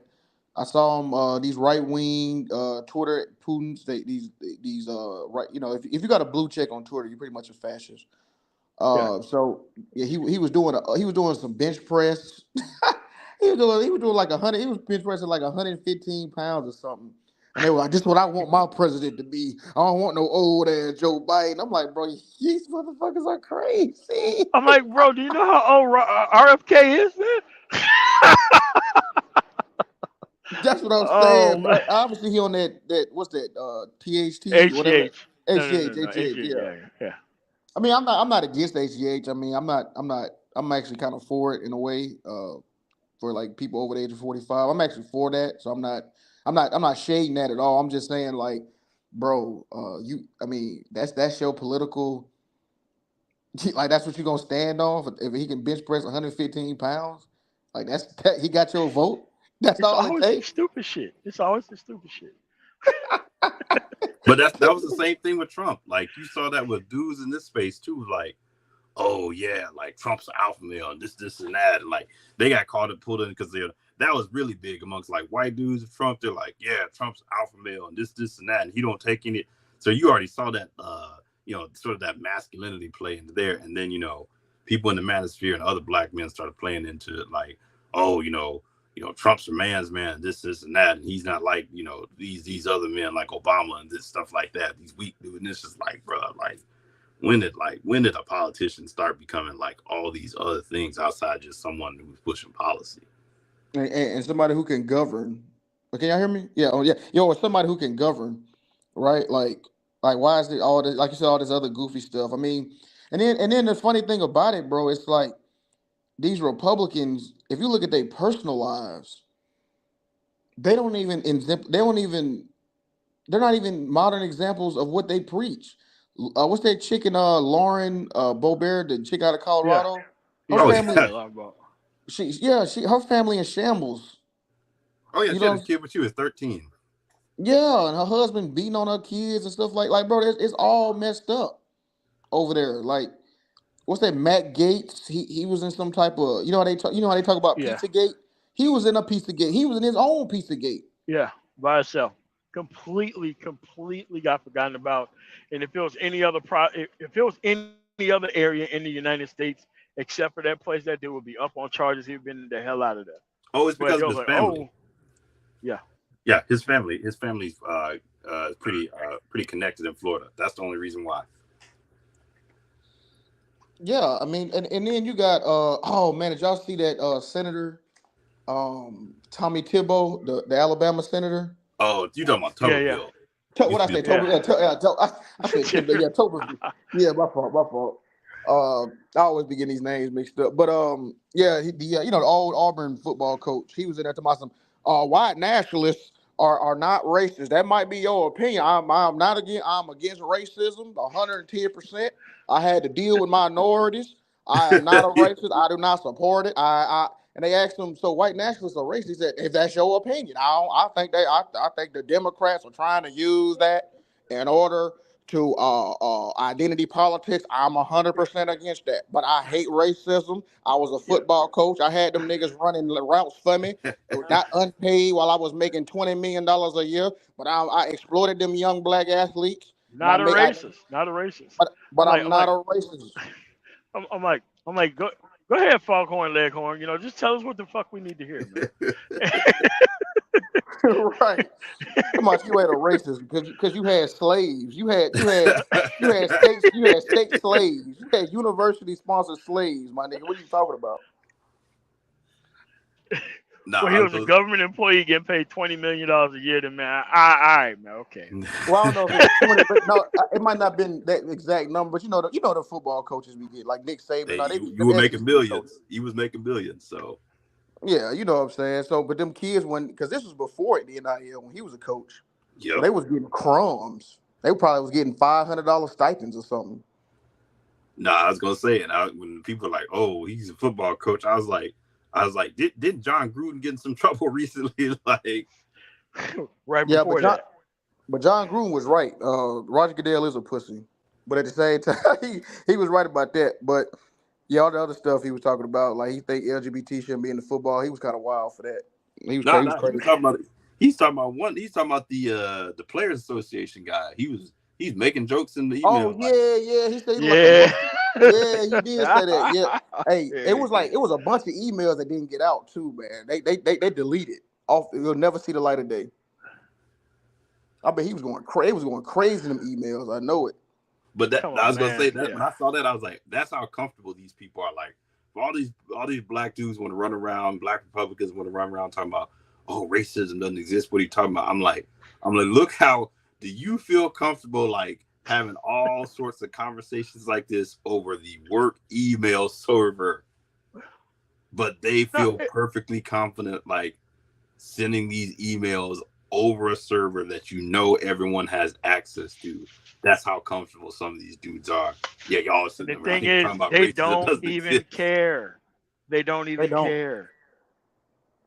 They don't. They feel emboldened. They don't care. They feel like they untouchable. Yeah, Xanatos. Yeah. Key word. Yeah, he said I had to deal with minorities. You see, you peep that. He said I had to deal. See, they always tell on themselves. Someone I had to deal with minorities. You know, I mean, I had to tell them motherfucker what to do. Like, bro, it's crazy, bro. And then he just, so pretty much he was just trying to run cover for white nationalists. I mean, that's just what it is. I mean, that's what they do. They have to. They can't go against. They know they can't go against that base. They got to make code words and act like I'm against racism, but your state the same. Did you speak out against that? It was he didn't speak out against that disenfranchising black voters in Alabama. Talking about you against racism. What about political disenfranchisement? You against that? No, you ain't against that because that's how you get your money. Did I cut out? No, you Oh, still there. oh, I was gonna okay. say No, too, he's holding up military promotion, so I'm sure people ain't yes. happy about that. No, I mean, but this is a one-time thing, though. It's kind of like, okay, you're pro-military. These promotions are getting held up. I don't think Air Force people can like move to their next station because of this shit. I was reading on like like some of the Air Force blogs that some people's orders got extended where they work. They couldn't travel over this type of bullshit. And it's like these are the people who care about the military. But when it comes time for shit to happen, boy, mouths know how to stay closed, man. Selectively shut, man. Whenever some shit happens, man. But that's the price of being on the right, man. That's the price of being over there. You really can't speak out when you're supposed to. Yeah, oh, man, exactly. That's right, man. You hit it right on the head. I said it all the time. These black conservatives, they can't speak up. They're only given a small set group of topics to talk about. That like when it really come push to shove and things like that. They just they gotta zip up, and they know they gotta zip up. That's why you never hear. Hey, listen, man. My black conservative days were over. As soon as the fucking 2000 election happened, and once I knew that these people just, a good old boy from Mississippi who don't know what the fuck's going on. Of course, you don't know how shit works. You finally out of that situation. I'm like, okay, so what about black people not being able to vote and everybody being labeled as a felon? I was like, oh shit, you believe that? Like, we don't believe in that shit. We're here to win. I'm like, who the fuck is we? Like, you just. I'm like, wait a minute, Jeb Bush is the fucking governor. Wait a minute, like you niggas can't see this as like we don't care, we won. And I'm like, nah, man, I can't be part of this group, man. Like there are no there are no rules. And once I started looking at all the shit like Antonin Scalia was saying and shit, I'm like, why the fuck am I a part of this group? These people fucking look at me like I'm fucking insane for even Yeah. being here. No. It's we'll see what happens is like, especially if you're someone from the South, you'll get out of it, and then you'll have conservatives like, oh, we're conservative, but they're not the ones you're traditionally used to dealing with, and you're thinking, oh, these people like talk about going to church on Sunday, and all of That's this, what I all got of, caught up in. That's yeah, what I got caught up in. they go That to shit. church, and they're family oriented, and then it's like kind of like Sister Lou said, you start digging in some of these people's background, like, wait, what the hell, like. This ain't adding up at all. Like, oh, that was just you just talking. Like, you really don't operate with any rules whatsoever. It's like, okay, got it. Man, the Bush administration, they was clowning on Christian nationalists. They Yes, know they were. they were Yes. using them for that whole platform. They know what they were doing. Dick Cheney was doing that shit specifically in Yep. government emails. No one said shit Clowning them. about it. Clowning them folks. And that's just the goofy thing about this whole deal, man. It like, oh, it was some. Oh, that's what I was about to say. See, that's another thing too about Republicans. See, they love the military, but they hate the veterans though. Yes, they do. They They also hate the hate military pay raises and shit too. Don't forget Yep, about that. They love defense contractors. They hate fucking military pay raises. exactly. You got, man, essentially military personnel essentially just subsidized for real. I mean, they if you look at like the bait, well, you was in the military, them pay charts, man. That's I mean, if it wasn't for the BAH, BAS, on base housing and all that stuff, man, these folks would be struggling. Oh yeah. Yeah. Oh yeah. No, I was listening to a clip. They were talking about how much the military is struggling to recruit right now, Yeah. and Yeah.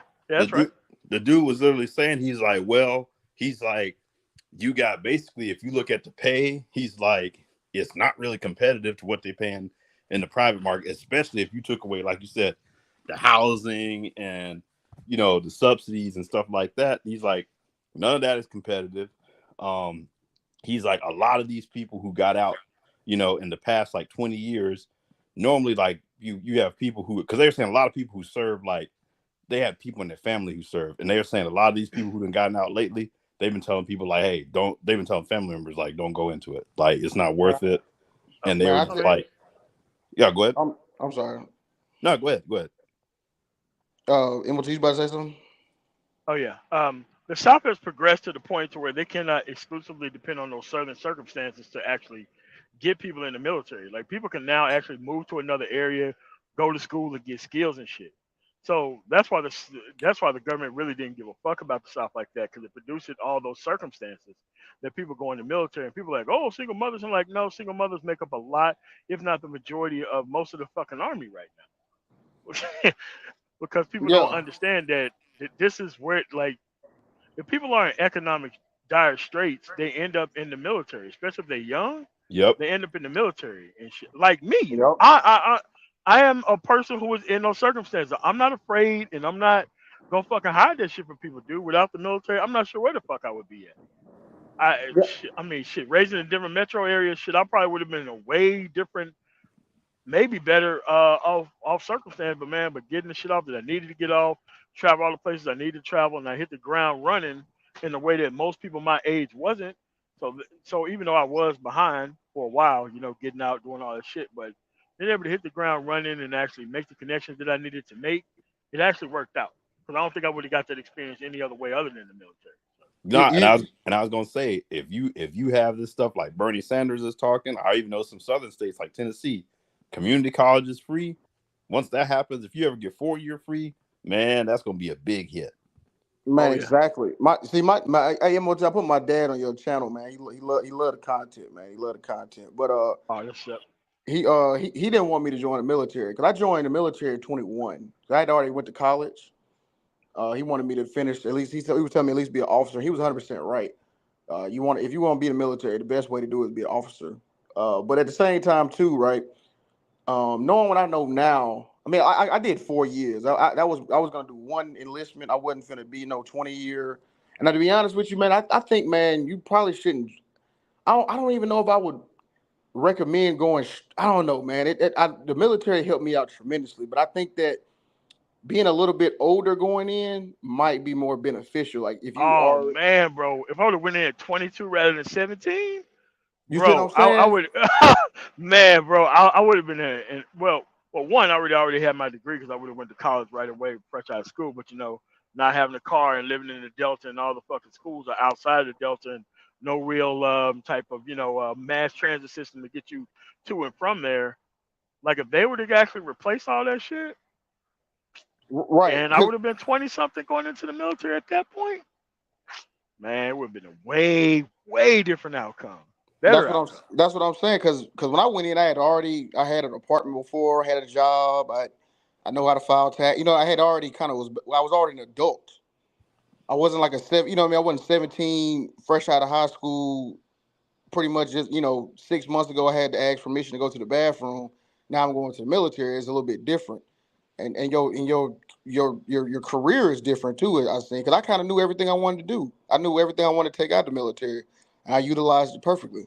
Now I'm making more money than like my E7s. My Chiefs that was in like 20, 22 years. You know Yep. what I mean? And But and they were telling me Renaissance like, oh man, ain't no jobs out there. Like these motherfuckers ain't looking for a job in 19 years. How you gonna tell me about the economy? You don't know shit.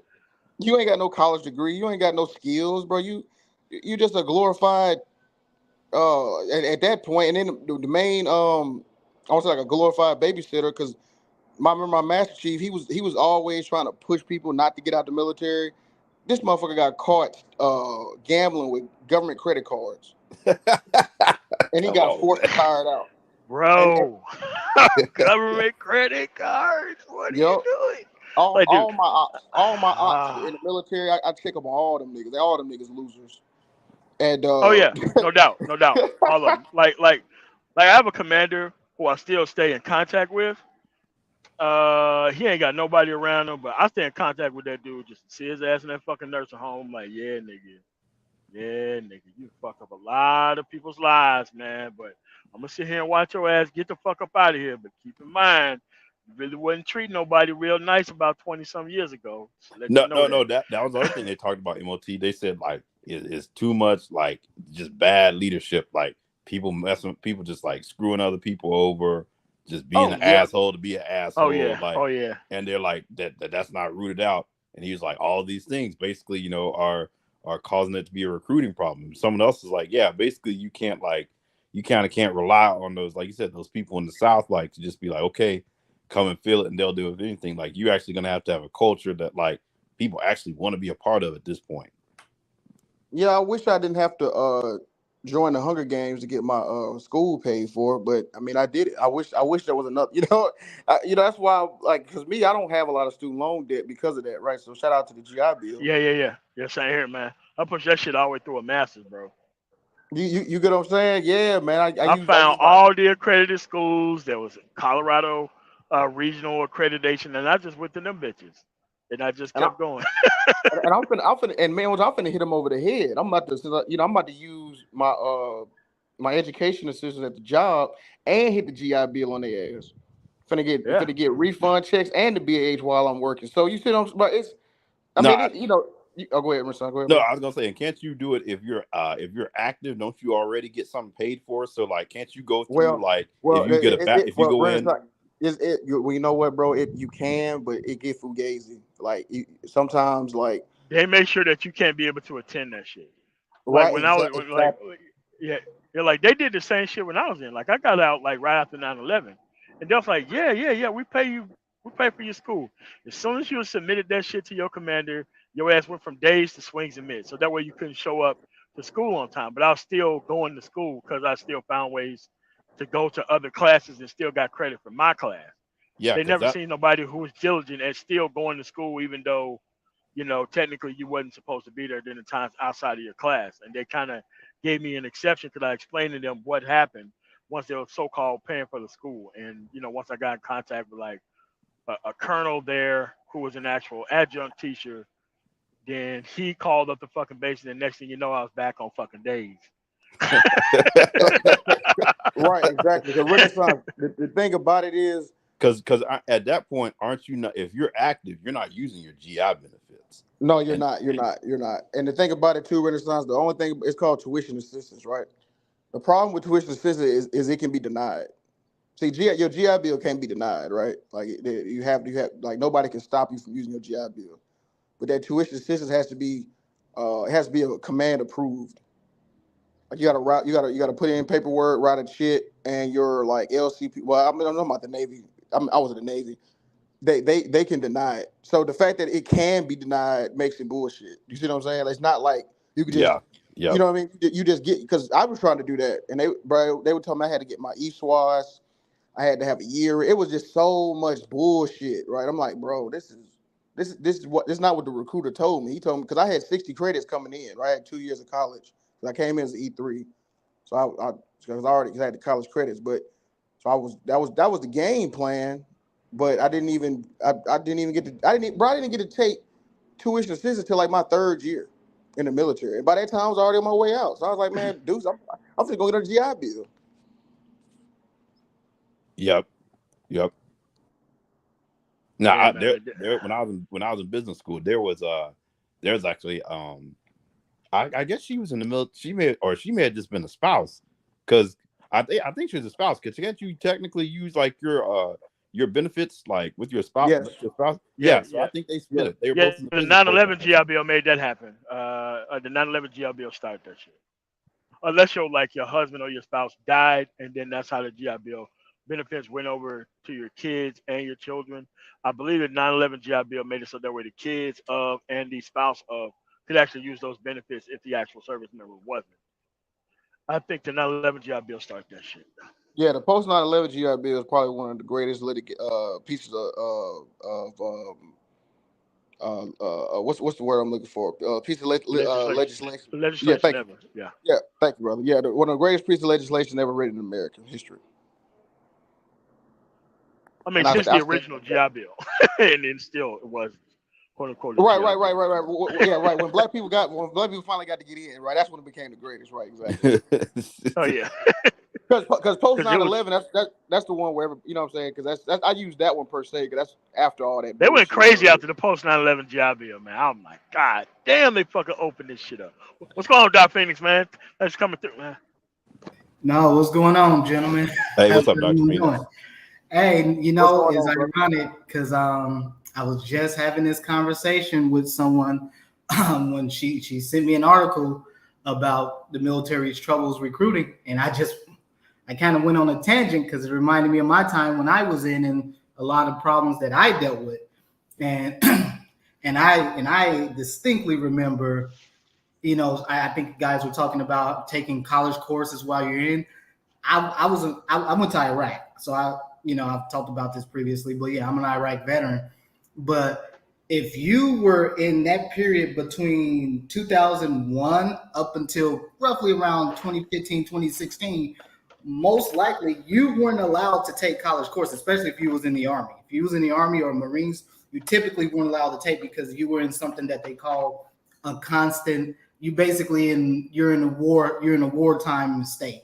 And essentially what that means is that they can stop loss you, they can stop movement you. In other words, They basically, can they stop you from retiring too if you're on the block? yeah, I knew a lot of guys, myself included. This was prior to when I came back from Iraq. I was scheduled to go to Germany. I got stopped moving for a few months because as soon as my unit got back, they had we get like a month of R&R, and then we're right back in a deployment rotation. And oh well, you're stop movement now, so you have to stay here. And they would do this stuff, and there were guys that were about to ETS that were getting out, and they couldn't get out. They had to wait a few months, and more importantly, I do agree with this assessment about the post 9/11 GI Bill is probably one of the best pieces of policy and legislation that the government has done in quite some time. But the fundamental problem that I've had, and I am not a fan of recommending the military to young people, especially the military now to young people, because you don't really get nothing from it. And the fundamental problem is that you also have to get to the point where you can get something from your service. Thank you, Dr. Finn. That's what I was saying. Because like And I'm so, not. I'm sorry. yeah. I'm sorry. I'm sorry. No. And the fundamental issue is that period between 2001 since 9/11 up until roughly around 2015, 2016 or so, they basically you had the military. They were doing things like lowering the standards, so they were just letting in people. Let felons in.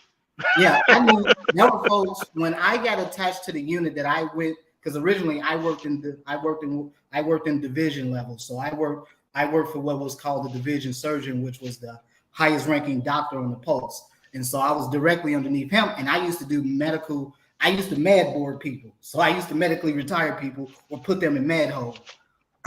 So what happened was that I got attached to a support unit to deploy to Iraq. Originally, I got attached to an infantry unit. Then they switched me from that and put me in a support unit. And the whole point is that when I went to Iraq, when I went over there, this was back then when they didn't have none of those nice little armored vehicles, the MRAPs and all that stuff. We went over there. You still had those fiberglass Humvees with no doors. Up armored, quote unquote, up armored.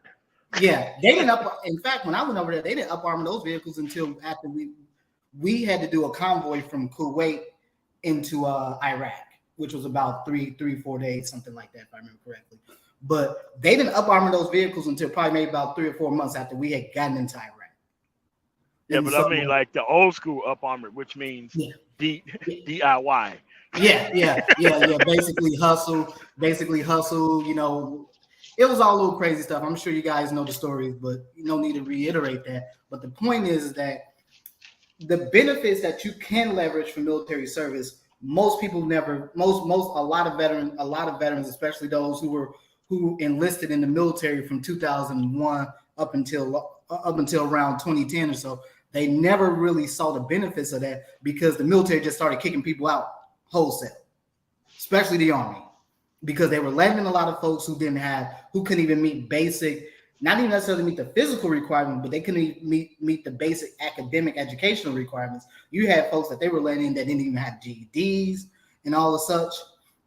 And there were folks in my unit at the time found out this person here didn't have a GED. Oh, well, let's throw them in the GED class. But they didn't care at the time because, hey, we just need a body to go send over to Iraq.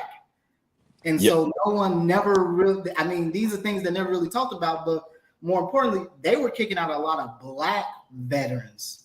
Oh, yeah, no, Dr. A lot of guys that were coming back from Iraq and Afghanistan. I knew a few of them.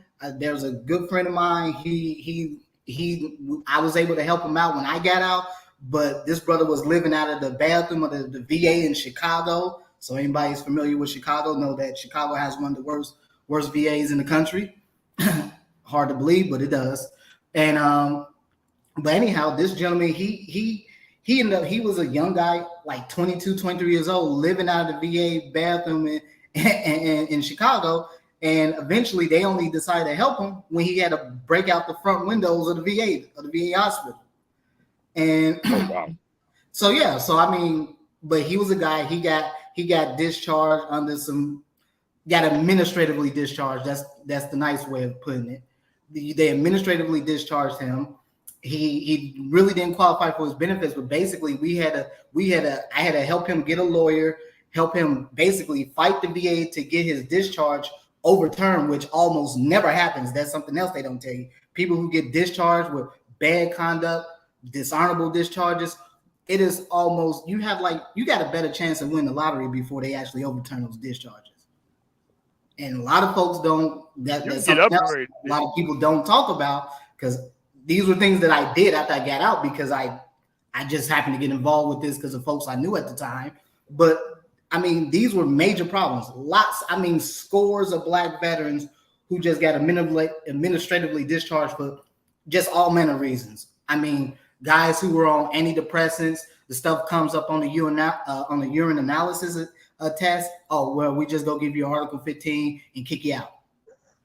Oh wow. Yeah, No, I Yep. was yeah, gonna say, Dr. Phoenix, I Yep. saw False that when positives. Yep. Yep. I False was in positives. college around that time, and I remember two guys I know were ROTC. They were both black, and one was Air Force, and I think one was Army, and same sort of thing. They were in, and they were just like, pretty much, oh, it's one of those things where the military takes in too many people, and they just start, basically cutting back, and they literally got basically thrown out of ROTC for no reason whatsoever, really. That's typically been. That's why they put in this whole thing. I think it's called HRIT or something, whatever. Basically, if you can't make rank, then they just kick you out. yeah. It's called They higher put, tenure in the Navy. what's that? I'm sorry. They call it higher tenure. Yeah. I mean, they put that in back in around the 2010s or so, where basically because they had just too many people they let in because of the war in Iraq specifically. They let too many people in, and so now you just got all these folks saying, "Oh yeah, you can't make rank. We don't want no more 20-year-old E5s and E6s anymore. So hey, let's just kick these people out. Though they don't get their pension or any of their retirement benefits because you kick them out at like 15 or 16 years in. So you just 5 or 4 years shy of getting your pension and your retirement benefits. We'll kick them out before then, so they get none of that. Exactly. None of these Republican senators fight against it. And another thing too, I'm glad you brought that point up because about the I just lost it. Dang, I just had it in my mind. That was a good point you had when you were talking about the higher tenure. Dang, I just lost it. It'll come back to me. It'll come back to me. But dang, what was it? You just said it too. He was talking about I think they were talking about the urine test things coming up positive, so they kick people out for that, administratively discharge. I mean, look, the military has all little sneaky. They have a number of sneaky little ways they can just discharge you, give you a bad discharge for anything, or they call it administratively discharging people. I remember now. It was Mhm. those re-enlistment bonuses. That's what I was about to talk about. So those re-enlistment bonuses are fugazi too. So let's say you got a $40,000 bonus, you don't get $40,000. They put you got to sign up for 6 more years, and they break Yeah. that. They might break it up to where like you get like an extra $200 every month over that 6-year period. Oh, so you don't get a lump sum, basically. No, they No, don't give yeah, you. you They don't get a don't give lump you the sum. full amount. It's not even just re-enlistment. It's even enlistment bonuses in general. How they typically work is that I don't know if they're giving them out now, but I knew back then if you were when they were really needing folks to go, join the military for the conflict in Iraq and Afghanistan, they were offering like $40,000 bonuses at the time. And basically, if I remember correctly, they either give you, I think it's like a third of it up front.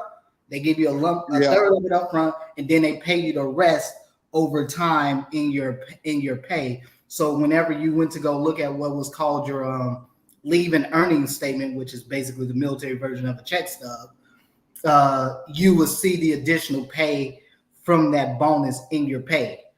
But I think when I was in, I think you were lucky if you. I mean, I think I came in as because I joined when I was a sophomore in college. I think when I went in, I think I came in as like E3, and I think back then you was maybe making like $1,500 a month, if even that. I That don't. sound about right. Yeah, I just wouldn't. I wouldn't recommend it to a lot of young people. And that's what they're saying, Dr. Phoenix. Like you being a veteran, like people coming out with basically like your conclusion of, well, I wouldn't recommend it to young people. Like they're like, therein lies the problem. But I'm like, well, hey, look at their experience. If that was another thing when you talk about how the veterans are actually treated and the VA scandals and all this. I'm like, at some point, the word is going to get out, and that's what it really is. It's like people have just been mistreated for so long, or kind of messed over. It's just like the word has gotten out, and people trying to do I would everything give you they guys can. a personal story. I would tell you guys a little bit my own personal story dealing with the VA and military benefits. So when I first got out, I went to the VA to get my GI Bill. Otherwise, I would have done the stuff that I'm doing now. I would have done this a few years earlier. It took me damn near 3 years of fighting the VA to get my GI Bill. I had to go to my congressional representative at the time. I was living on the north side of Chicago, so I lived literally a block away from Loyola University. And so anyone familiar with Chicago, you know where that's at. So I lived in it was Jan Schakowsky. I lived in her district. I think she's still an active member. I don't know. But the point is, I lived in her district. I had some friends who knew her chief of staff who got me in to talk with them about it. And basically, I got in, talked with them about it. They sent a letter. And I got my GI Bill in like 30 days when it took me up until that point, like maybe 2 years going through other means trying to get the VA to give me my stuff. So and this was very common back then. I mean, guys who can clearly verify that they not only were they had military service, but they were combat veterans, were routinely being denied the 9/11 GI Bill, a whole number of things that they were routinely being denied. VA couldn't give you no proper reason, and so a lot of guys I knew. This wasn't just black men that I knew. There's a lot of white guys I knew who were fighting the VA for all number of things. Bro, And so these are some of these little nuances you don't get when you talk to a recruiter. And like I said in the comment earlier, recruiters love recruits who come from broken homes and you've dealt with a myriad of psychological issues just throughout your life. They love folks like that because those folks are the most pliable. They tend to be the most desperate, the easiest to get in, and the ones that you can kind of get over pretty easy on. Because, hey, if you're presenting some 18 or 17-year-old kid the prospect of getting away from whatever town they're from, wherever city they're from, where there's no real options for them, or the prospect that, well, I can throw $20,000 or $40,000 in your pocket. Yeah, it's a lot to a kid that ain't never seen that, and they know that. Because the Army Sure was a lot for me. Military DOD has an Army, pun intended, of psychologists from the American Psychological Association, APA, which is based out of Chicago. Their headquarters is in Chicago. Who they actually bring in to train recruiters, right along with the folks off of Madison Avenue in New York, marketers who come in to train recruiters on. This is how you pull these folks in. This is what you do. This is why for the longest period of time, if you go Google this, recruiters were making some of the highest salaries back in the mid 2000s, early 2010s, because these dudes were making six-figure bonuses from recruiting a lot of folks. And recruiters don't make no money until they get you to sign the dotted line and you get sworn in at the MEP station. No, and another, I'm glad you brought that up too, because that's what I was saying about me being I was working, had to know knowing what it took, like to get an apartment and being an adult, right? Because I remember being in the military, I used to calculate our pay. I was like, well, given how much time we do, how much we on call, duty days, standing watch, we was getting paid like $1.85 an hour. You see what I'm saying? Like, if you really kind of that's about right. Like I said, I don't know when MOT was in, but I can tell you when I was in, pay was pretty crappy then, and it's ironic because I did a stream maybe about a year and a half ago with Sigma Jones, if anyone's familiar with him, and I talked about why the military is a bad option for people today, and I basically brought up the pay discrepancies between enlisted and officers, and went straight to the DoD website because a lot of folks got mad when I started to bring up that I think it's a waste of time if you're enlisted in the military. I'm just gonna keep it a buck. No, you're not wrong with that, brother. Because it is a waste of time.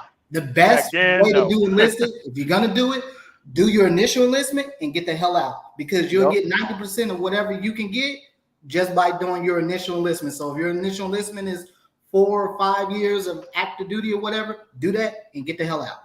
I would never recommend anyone to do enlistment as a career, because it's just you're wasting your time. You're not going to make the money, and even if you could, quote, reap the benefits of doing DoD contracting or getting getting a security clearance and being able to work for these defense contracting firms, you got to get out of the military squeaky clean to do that, and that's the problem. And you know what? If you're enlisted, because I was talking to a guy who was getting out, and he was still concerned about his rank because he went in as enlisted, and then he went to school and got all his, but he was not an officer. He was worried about trying to get a job with one of the contractors because he was worried about, them basically looking at his rank and then comparing it and then seeing, oh, he's not an officer, implications for actually getting a job. I'm gonna tell you the dirty little secret about the military. If you're an officer above the rank of 04, you can't apply to a lot of these civilian sector jobs. So if anyone not aware of that, you typically can apply to these jobs. Like if you want to go work for the government, let's say you want to go work for, I don't know, whatever government agency. If you're technically what is considered a senior enlisted officer, so generally 05 and up, you can't apply for none of those jobs. I don't even think you apply for if you're 04, if I remember correctly. Yeah, you can't apply for none of those jobs. You're typically excluded from a lot of those government jobs. I don't know about that one. I'm not sure about that. Yeah, you go look it up. If you look up a lot of government jobs, if you look it up, like, because I was just talking with somebody from the CDC who I think he was a lieutenant colonel in the Army, and he brought it to my attention. What, are they just considered overqualified or something? It's not overqualified because when you look at veterans preference, and it's listed under, if you look at a lot of these government agencies, when they list veterans preference and stuff like that, they'll tell you what's excluded from it. You might be onto something. I could be wrong. I would just say just go check it out. Yeah, I'm gonna go check it out because I'm not saying you, because maybe I misunderstood what I was reading, because I think they were saying, I saw an article, they were saying that like officers, like how you were saying, like 05 and above, they were saying they were overrepresented in something. Yeah, they overrepresented in the defense, in the consulting part of the defense industry. Maybe that's what it was. I think you're right. That's what they do. They go over to the private sector and they become consultants. But if you think you're going to stay in the public sector and go work for a government entity, whatever, after the fact, you're typically not qualified for those jobs. So maybe that's what. Yeah, okay. And then, because that was the big problem, is that you seen now I think there was a few articles that came out earlier this year and last year that were discussing, basically you have this revolving door of senior officers. So basically a lot of your 06s and your generals, they would get out of the military and then they would go over to other countries, work as consultants, making millions of dollars, and this posed a security risk because they were getting these jobs not because they were an officer, they were getting these jobs because of who the people they knew within the military, within the DOD. They directly knew the people who could approve contracts with these entities. Yeah, that makes sense. That's the big thing right there in any private sector. If you're talking about like military world, is do you have the contacts of who the actual decision makers are, or at least, connections to people around them? That's a big way to get in. That's why you see a lot of these people in government affairs roles, or you see them in business development roles. Yeah. Yep. You're right. Yeah, that's like, you're right. Yeah, that's like the sales type side. You're right. Yeah, man. I'm that's what I'm saying. Like some people kind of they kind of get, I don't know. I try not to come off as like I'm not disgruntled about the military. I say every day the best thing I did was join the military, and the second best thing I did was getting out the military. That's just how it was. Before I stayed in there too long. Exactly, bro. Because like he was saying, like 20 years of being in the military, bro. You know how much lost wages that is? Yeah, I don't think people really, and I think that was the whole point I was trying to make a little while ago when I did that stream a while back with Sigma Jones, where I was discussing just on, if you look at the benefits and pay alone, the military service is not even worth it. Even as an officer, to be honest, it's not really worth it. No, I don't think really. You don't even think that it weighs out enough with the. Look, man, the only way you can truly reap the benefits of being an officer, you have to get senior level. You need to become a senior officer. So typically, that's generally like kind of somewhat 05, but really 06 and up, where you have to go to war, where they send you off to the war college to get training and stuff like that. If you're enlisted, you can. I'm just gonna tell you right now, I know there are a lot of black men on YouTube who are military, who were enlisted, who retires enlisted. I'm just gonna be real frank with you. It's a waste of time. It It really is. No, no, It's no. I was actually gonna say, slavery. Dr. Phoenix, on the even with the officers. So you don't think, if you look at it from the standpoint of, okay, you don't have to pay rent or all of these things, and you wipe that out to what someone in the private sector is getting paid, you still think it doesn't add up. See, they Like use that a after, lot. Renaissance. They use that a lot, right? They'll say if you add up the benefits, basically like you said, disposable income after someone's You bills don't have no doesn't disposable level out. income. What the military giveth, they taketh away. So what I mean by that statement is that if you really truly looked at your, for those of whoever were in the military, you looked at your LES statement, your leave and earnings statement. If you look at it, it'll tell you all the things that is included in your pay. So all the additional pay, if you're on jump status, for all the folks who were, airborne, if you were in the Army, you were airborne, jump status or whatever, you're you're in certain professions, certain MOSs, they get bonuses. But also too, you look at things like BAH, BAS, that's all listed. They give you that and then they immediately take it away. So and another. in the same leave and earnings statement, they might have given you $1,500 for BAH, BAS, and then in that same statement, they also took it away. And So we another gave you $1,500 and then we took it right back. And another thing too, jump off what he said, Renaissance. What a lot of people do, like younger enlisted, what they'll do once they get their BAS check, what they'll do, they'll try to get married to some chick they just met the way they can get off base, and they'll do that and they'll get BAS. Like you said, let's say you get 1,500. What they do, they'll like link up and they'll roommate with like 3 or 4 other E4, E5 people just to save money, just to pocket some of that Yep. BAH. Yep. Yeah, So that you got happened like all the a time when I was overseas, man. That happened all the time. Yo, so yeah, so you got 6 folks. You got 6 folks in the house just so you can get an extra 500 maybe, so you can buy a Camaro. Yeah, that's pretty And much you know what how it them is. dudes were about them Camaros, man. You go out there, taste the rainbow, man. Every color you could think That of. that's the default. That's the hey MOT. That's the default military nigga car. Yeah, it Yeah. is. Wait, it's not the Charger system Well, then? No, that no, you're right. It's the Charger, Challenger, and Camaro, yeah, Yes. when I was in, and that's when, Mustang for them white and them Yeah, big trucks yeah, for them yeah, white. yeah. Yeah, yeah, Mustang for white dudes. Yeah. yeah, when I was in, when we got back from Iraq, that's back when Dodge had just re-released the Charger, Challenger, whatever. And basically, you had guys run to the dealership because that's the other little thing they don't tell you about military services, that you do things what are called allotments. And so, allotments is basically, so let's say you have a car and you have a car note. Let's say your car note $500 or whatever. You set up an allotment, so you can set up an allotment with a dealership, because every dealership, I have not met a dealership yet that when I was in, that they didn't let a veteran, they didn't let a service member walk out there with a really nice car. Like I Never. knew guys that were buying brand new Corvettes and BMW M3s when I got back from Iraq. At E2. And yeah, you were like an E2, E4 maybe, and you were buying, at those times, you're buying $60,000 performance car, and but you got an allotment set up for like $500, where they take out $250 every 2 weeks, which adds up to the total amount you pay per month for that car. And that's Look at the other little thing that they'll tell you, that a lot of service members will get in over their heads, because a lot of dealerships, a lot of at that time you had a lot of predatory lending services Yes, you did. that would let folks they would set up shop around military bases, yo.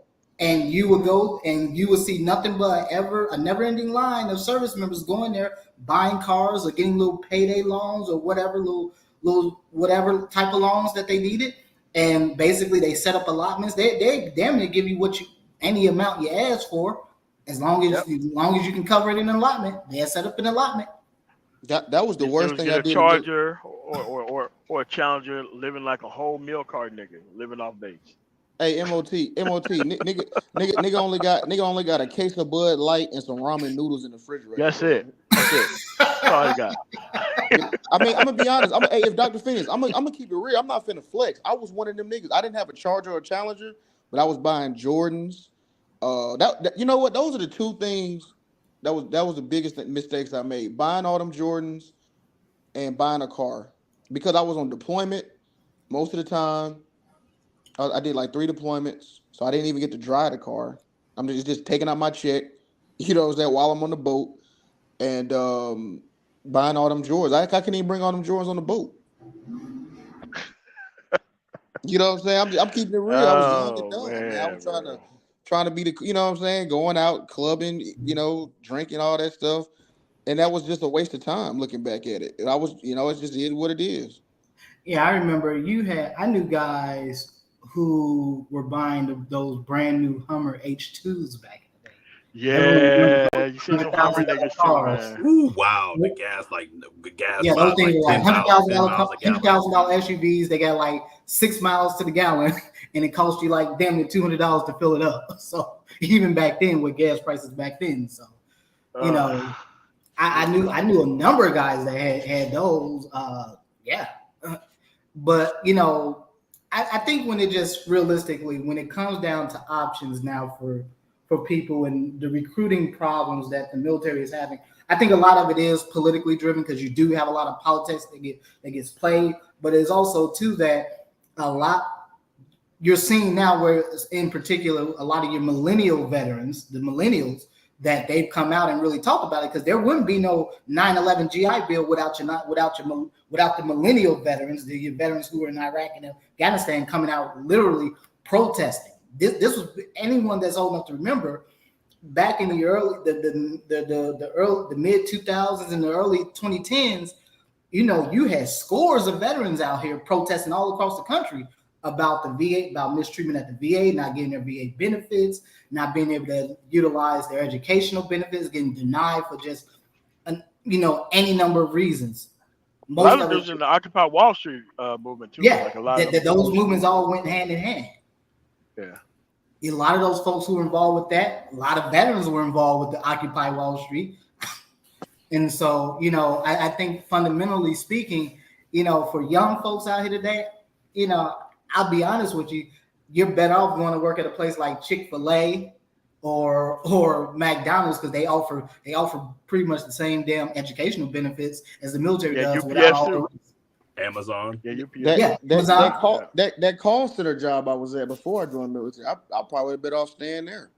To be honest, at least I got overtime. No, I was gonna say too, Dr. Yeah. Phoenix. The Overtime is funny a thing concept. was when I was listening to that interview with the I can't remember what his role was, but he was talking about the recruitment crisis, and he was also saying it was funny. He was like, "And we don't have a draft anymore," and I was like, "That's pretty telling." Like, you saying you need a draft to like fill ranks. Like that's how bad some of the the No, I mean the PR has draft is gotten. whoa. So the draft is there, but the first time they use the draft, you're gonna bring a lot of people out to vote to get rid of the draft. They're gonna take the shit right out of existence if they ever use it. I'm shocked that they didn't do it during like the Vietnam era. But Nah, it's just like I was listening to it and I was just like, really, the thing is, you've got to make this institution something that because here's the thing. Correct me if I'm wrong. You will see, people who are like upper middle class, even middle class. They'll go, but they're usually going to the academies.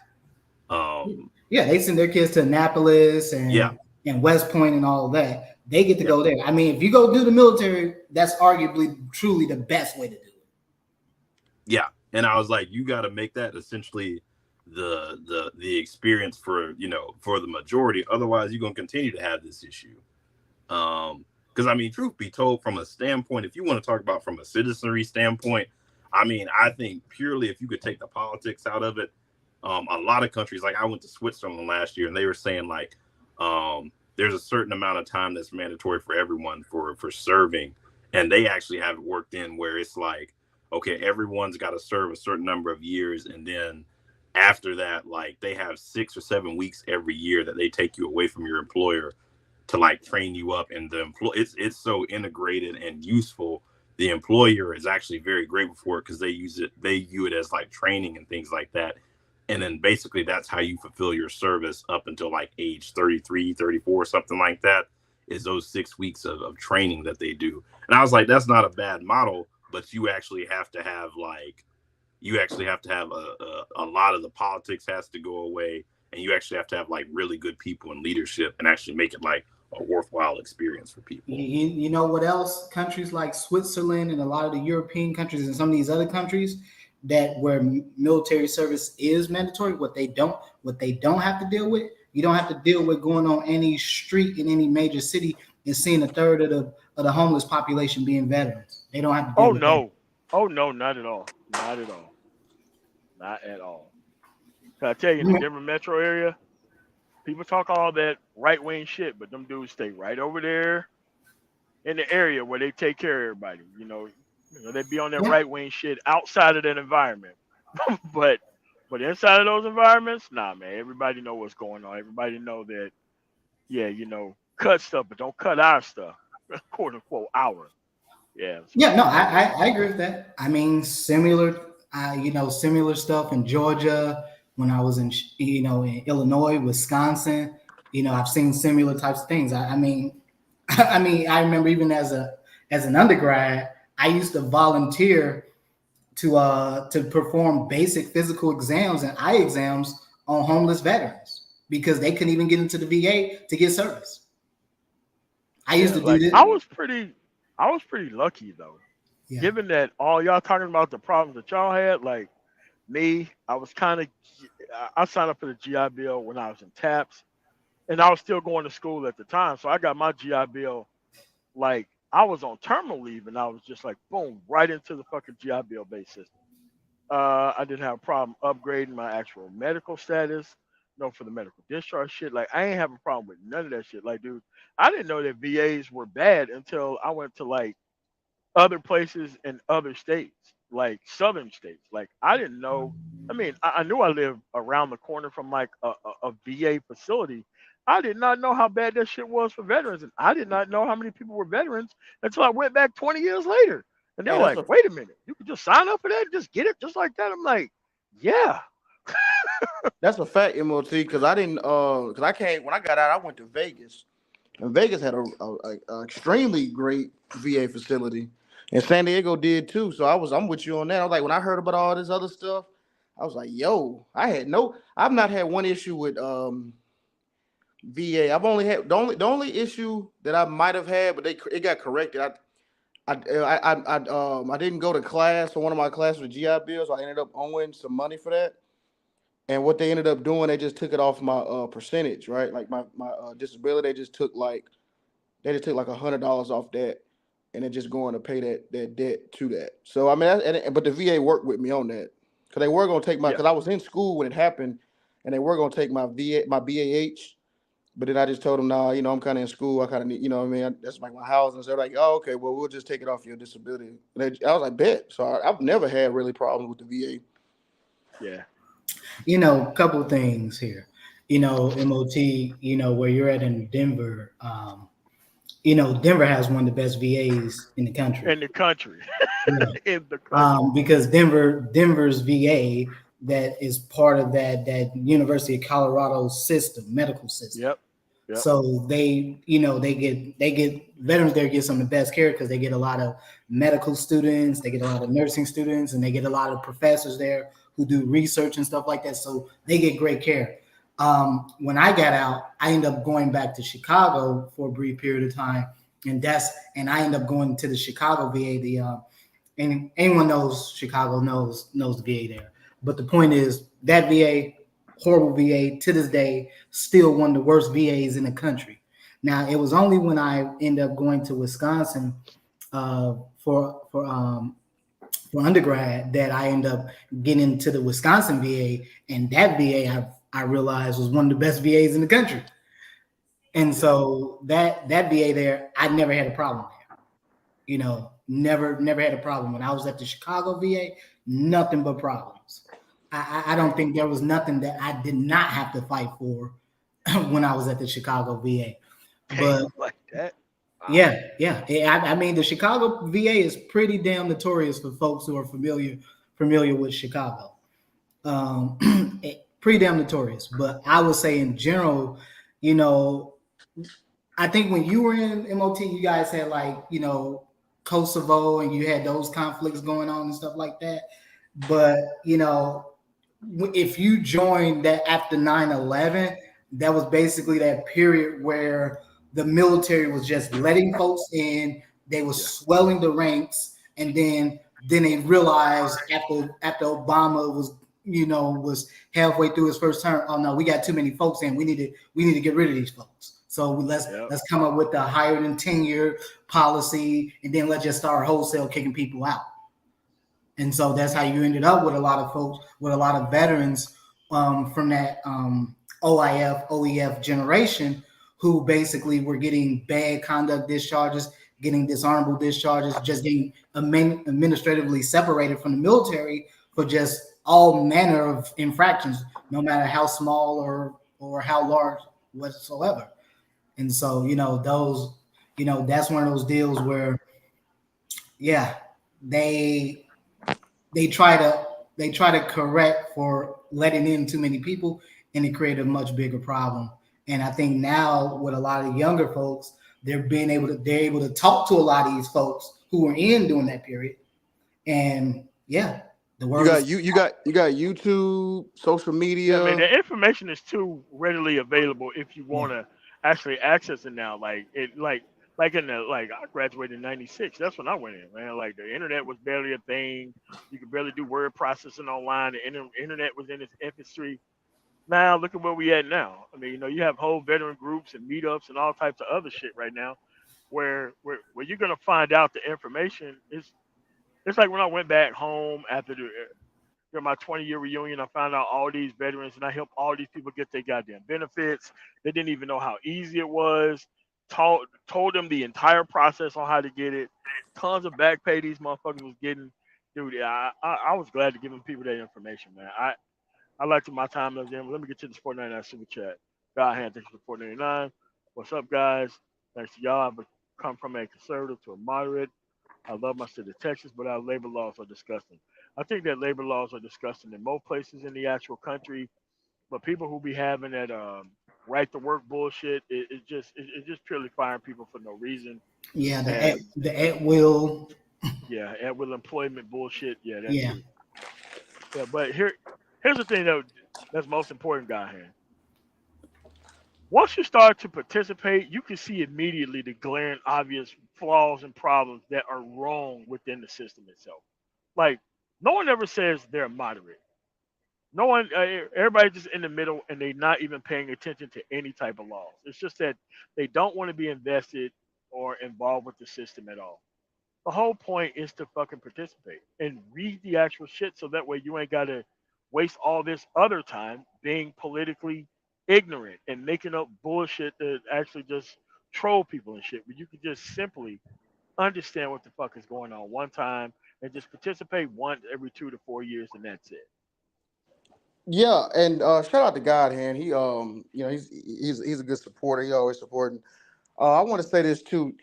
I've kind of noticed that maybe in this space that they've demonized the word like being on the left or Democrat, right? Because you got loud, goofy ass niggas who just hollering the mic all fucking day, trying to get their sons to fight other niggas and shit like that. But you just got goofy niggas like that who in some way make it seem like the left being. So when people say they're on the middle, right? They'll say, libertarian, I'm laissez-faire. I only care about you got your rights, I got my rights and freedom. Well, when you examine the right, they're everything against that.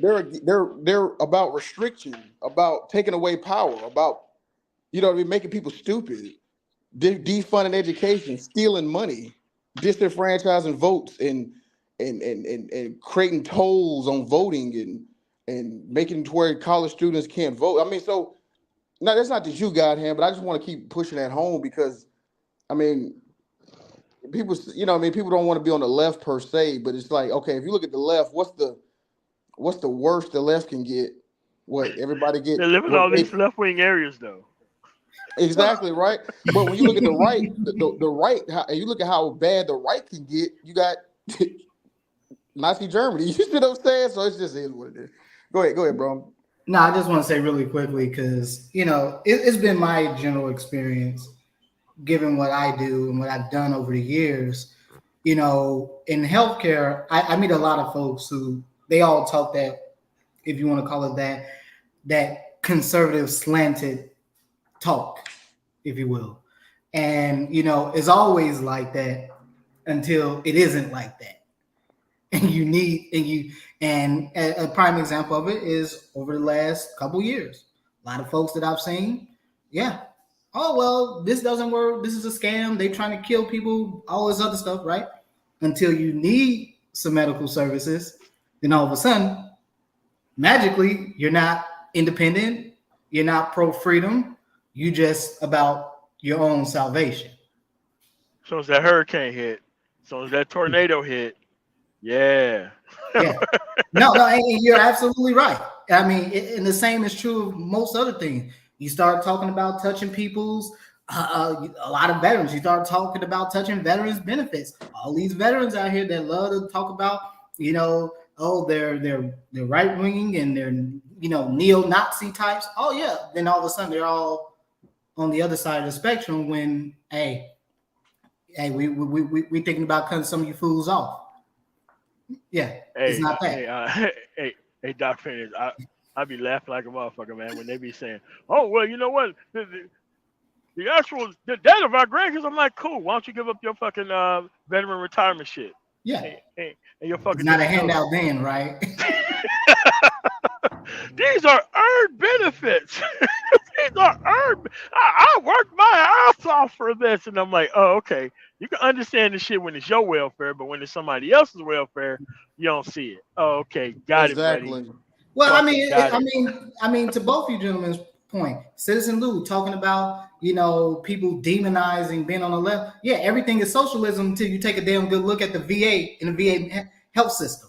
That is 100% socialism. Yeah, exactly, bro. And It another is thing, socialized medicine at the very core. But yeah, but all of a sudden it's evil and bad until you need it or you're a beneficiary of it, and it's no longer evil and bad. It's just something we need to have. or you bring up Elon Musk getting $86 million in government subsidies a month, right? No, That these things have been going on for so long. I mean, you get a lot of folks talk about stuff like that. You go look. There's a reason why you go out in the middle of nowhere and you see a Walmart supercenter in the middle of nowhere. There's a right. reason why. There's not a Walmart that is standing today that was built by Walmart's own money. It was all built by taxpayer money, Yes, it was. and no Yep. one says And nothing. and they're there. Um, so when people talk about, well, there ain't no such thing as food deserts. I'm like, why the fuck you think a Super Walmart's there? They Yeah, the one who took all them subsidies out of the area. Like, don't think yeah, of these. And it's like you have to go over what it is, and it's like Walmart just don't decide to put their stores in areas. They put their places in areas that are mostly fucking food deserts, and they get all this money from the government, and then they turn around and don't pay their employees for shit, or pay them just enough so that way they can end up on public assistance. And they're like, well, how come Facts. a small business just can't do that? I'm like, all right, man, you don't know how any of this shit works, and it's too late to like sit down to tell you, because as soon as you tell them about what it is, they'll just get up and walk away from the argument, be like, well, thanks for the information, but I just don't believe you. Wait a minute, you didn't believe Yeah, shit that's what. how shit worked in the first place. Yeah, bro, MOT, because I was, when I'm in my Elon roast streams, I was on a panel. They were saying, I was talking about all the government subsidies. You know how you get $7,500 for buying an EV vehicle, from America. I was just talking about how he's always begging money from the FTC for that Starlink bullshit. So it's just funny to me. Somebody literally said what you said. Well, y'all can do that, nigga. No, you can't. You can't. What are you talking about? How can I get $86 million in government subsidies from the government without a car company? You like what are you talking about? Ain't no small business can compete. You're not getting that. You're not getting no bailout. All car companies get money like this, they but see, all of them that's do. the money They that they all get don't subsidized. see. All of them get Exactly. subsidized. They all do. Yeah, a car company is probably the most capitally. Excuse me. What's the word? You need the most capital to enter the industry, right? Like you need, like out of all industries, like you need a ton of money to enter the car manufacturing business. And once you get in, bro, you got, like you said, bro. If gas wasn't subsidized by the United States government, we would look at Death Race. What's up, Death Race? If gas wasn't subsidized by the United States government, gas would be like $20 a gallon. Pretty much. I mean, fundamentally, we even look at something like the defense budget. The defense budget right now is approaching $1 trillion. But yet, even in the year 2023, you still have a sizable percentage of active duty service members who are on welfare. Yes. Yep. And no one never talks Yeah. about this has been going on for decades, where you've had service members. Even when I was in, I knew scores of service members, young folks who just had babies. They were married, young families getting started out. They're on welfare. I remember one guy. He just joined, got to the duty station. I was on my way out at the time, and I had to take him and his wife down to the public was it public aid or whatever they called it at the time, so that she can apply for welfare benefits. I had to take them down there because his squad leader asked me, "Can you take them down there?" I'm like, "Okay, fine, whatever." But these were common things. These are still common issues that we deal with. Yet you have the government subsidizing so much of not just the U.S. military and the military industrial complex, but really all of the industries that are present right now. The government subsidizes huge swaths of it, and That's no why one we're says paying taxes for the bullshit. Yeah, that's right. That's why we pay Yeah, what's going taxes on, man? for it. Um, I agree with him 100%, but really, it's really the military paying mercenaries Yeah, that's because true. they're paying mercenaries to fight those wars because they got the bad press what happened during the Iraq and Afghanistan invasion, which was basically an illegal Well, war fought by the Republicans. wait, is this Linwood? Yes, this is Linwood, the new self-respect. It is. All right, MOT. I'll catch you later, bro. Y'all have a good one. All right. You gonna run already? You gonna run? Run already, sir. Hey, man, yeah, what's We going about on, to man? we about to cook it up. No, we're The not. Whoa, military. whoa, whoa, wait. We're about to give a closing statement because I gotta get up out of here and get back to the road, man. So what you got to say on this? MOT, brother, thank you for having me. Really appreciate it. Great conversation. All right, cool, brother. man. All right, take cool, care. man. Well, thanks. All right, then we'll go ahead, man. Well, I like to say, our federal government is ran by terrorists and loan sharks. So this is All right, not a man. Well, that's not. surprise. Yeah, but It's this not a is not the surprise. conversation that we that we're having. That's obviously the case on some level, but that doesn't And mean we political ignorance is explicitly agree. rampant amongst the people because that's what they wanted. That's the Yeah, way I they can want agree with people to that. be. That people just wanted the actual benefits of government shit without actually having to learn about how anything works. I can agree with that. Did you mute up? What happened?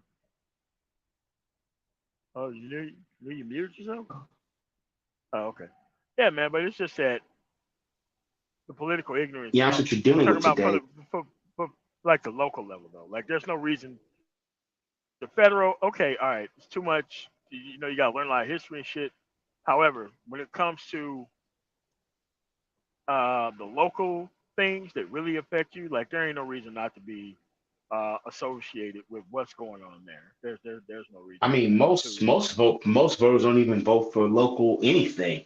They mainly Yeah, vote no, for but the that's what I'm talking national. about. Yeah, And that's what I so mean, like the when non-political thing, because that happened in Mississippi that people just fuck it, I'm not voting, I don't even care about this shit. I'm like, all right, man, so these people just walk in here and keep making shit worse, and then you complain about a political system that you're not even invested or even involved well, because in Mississippi, you have to look at that. I mean, they rather pay Brett Favre welfare money than to pay for their citizens, and yet Mississippi is the poorest state in the union. in. Who is Well, it poor for? I wouldn't say pay pay Brett Favre. The money is actually given to him by the actual state government and the governor of the state. So the people explicitly don't have any way of giving him money or not. It's the governor and whoever he decides that the money go to, rather than actually spending money on the actual people. He only give it to his political friends, which is Brett Favre and And Ted see, DiBiase. this is exactly what the problem. And that's exactly why Mississippi has not moved forward, because what you have is the plantation. Yeah, it's ran mainly as plantation politics. Um, it's ran by plantation owners like Governor Tate Reeves, many other Yeah, Republican persons, segregationist, and terrorist. Let's just keep it honest here. I'll call them to their face what they are. They are fundamentalist terrorists. They have destroyed yeah. the state of Mississippi. They've put it into the backwoods of the 21st, the backwoods of the 18th and 16th century. We're in 2023. They're still in 1823. Um, the conditions of the people have not gotten better, and they've Not at gotten all. worse and worse by the years. I mean, I left in '96. When I went back in 2016 for my 20-year class reunion, it's like I didn't even fucking leave. Everything is completely the same to broken. Well, there's probably more broken streets because they didn't come fix the shit. Because we live on the other side of the levee of the Mississippi River. Floods come in and rolled all the shit behind under the land, and knock out all the sediment under the land, and then you drive on the streets and a heavy ass car and the shit falls to the fucking street, and then they just don't fix the goddamn street. That's the way this shit has always been. Yes. Wacky World, oh yes. And it's not a recent thing. It's probably like a 10, 15, 20-year thing by now for the actual water crisis of Jackson. Yeah, it's always been that way. It just I now mean, there's only so recently much the mayor could do. yeah, like it's just that now the actual treatment of the bad system failed, and that's why it's much worse. But it was always an ongoing water crisis in Jackson forever. Yes,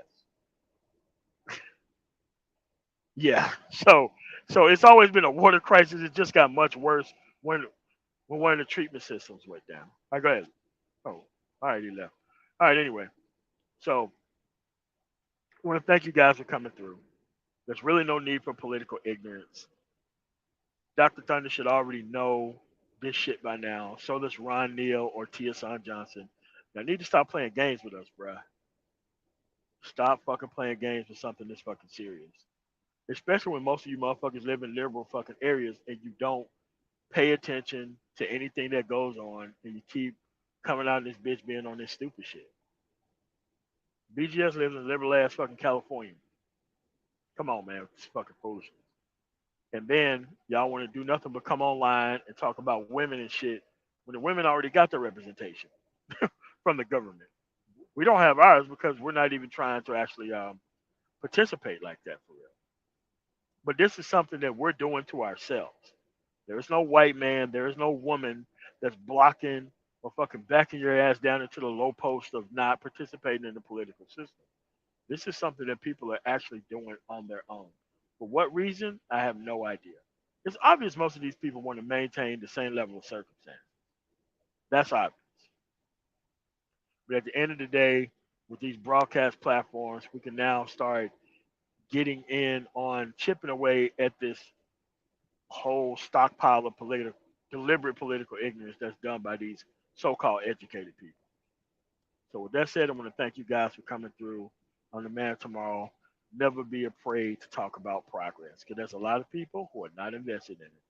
Thank you so much for coming through. Make sure you hit the like button on the way out. You guys have a really nice day.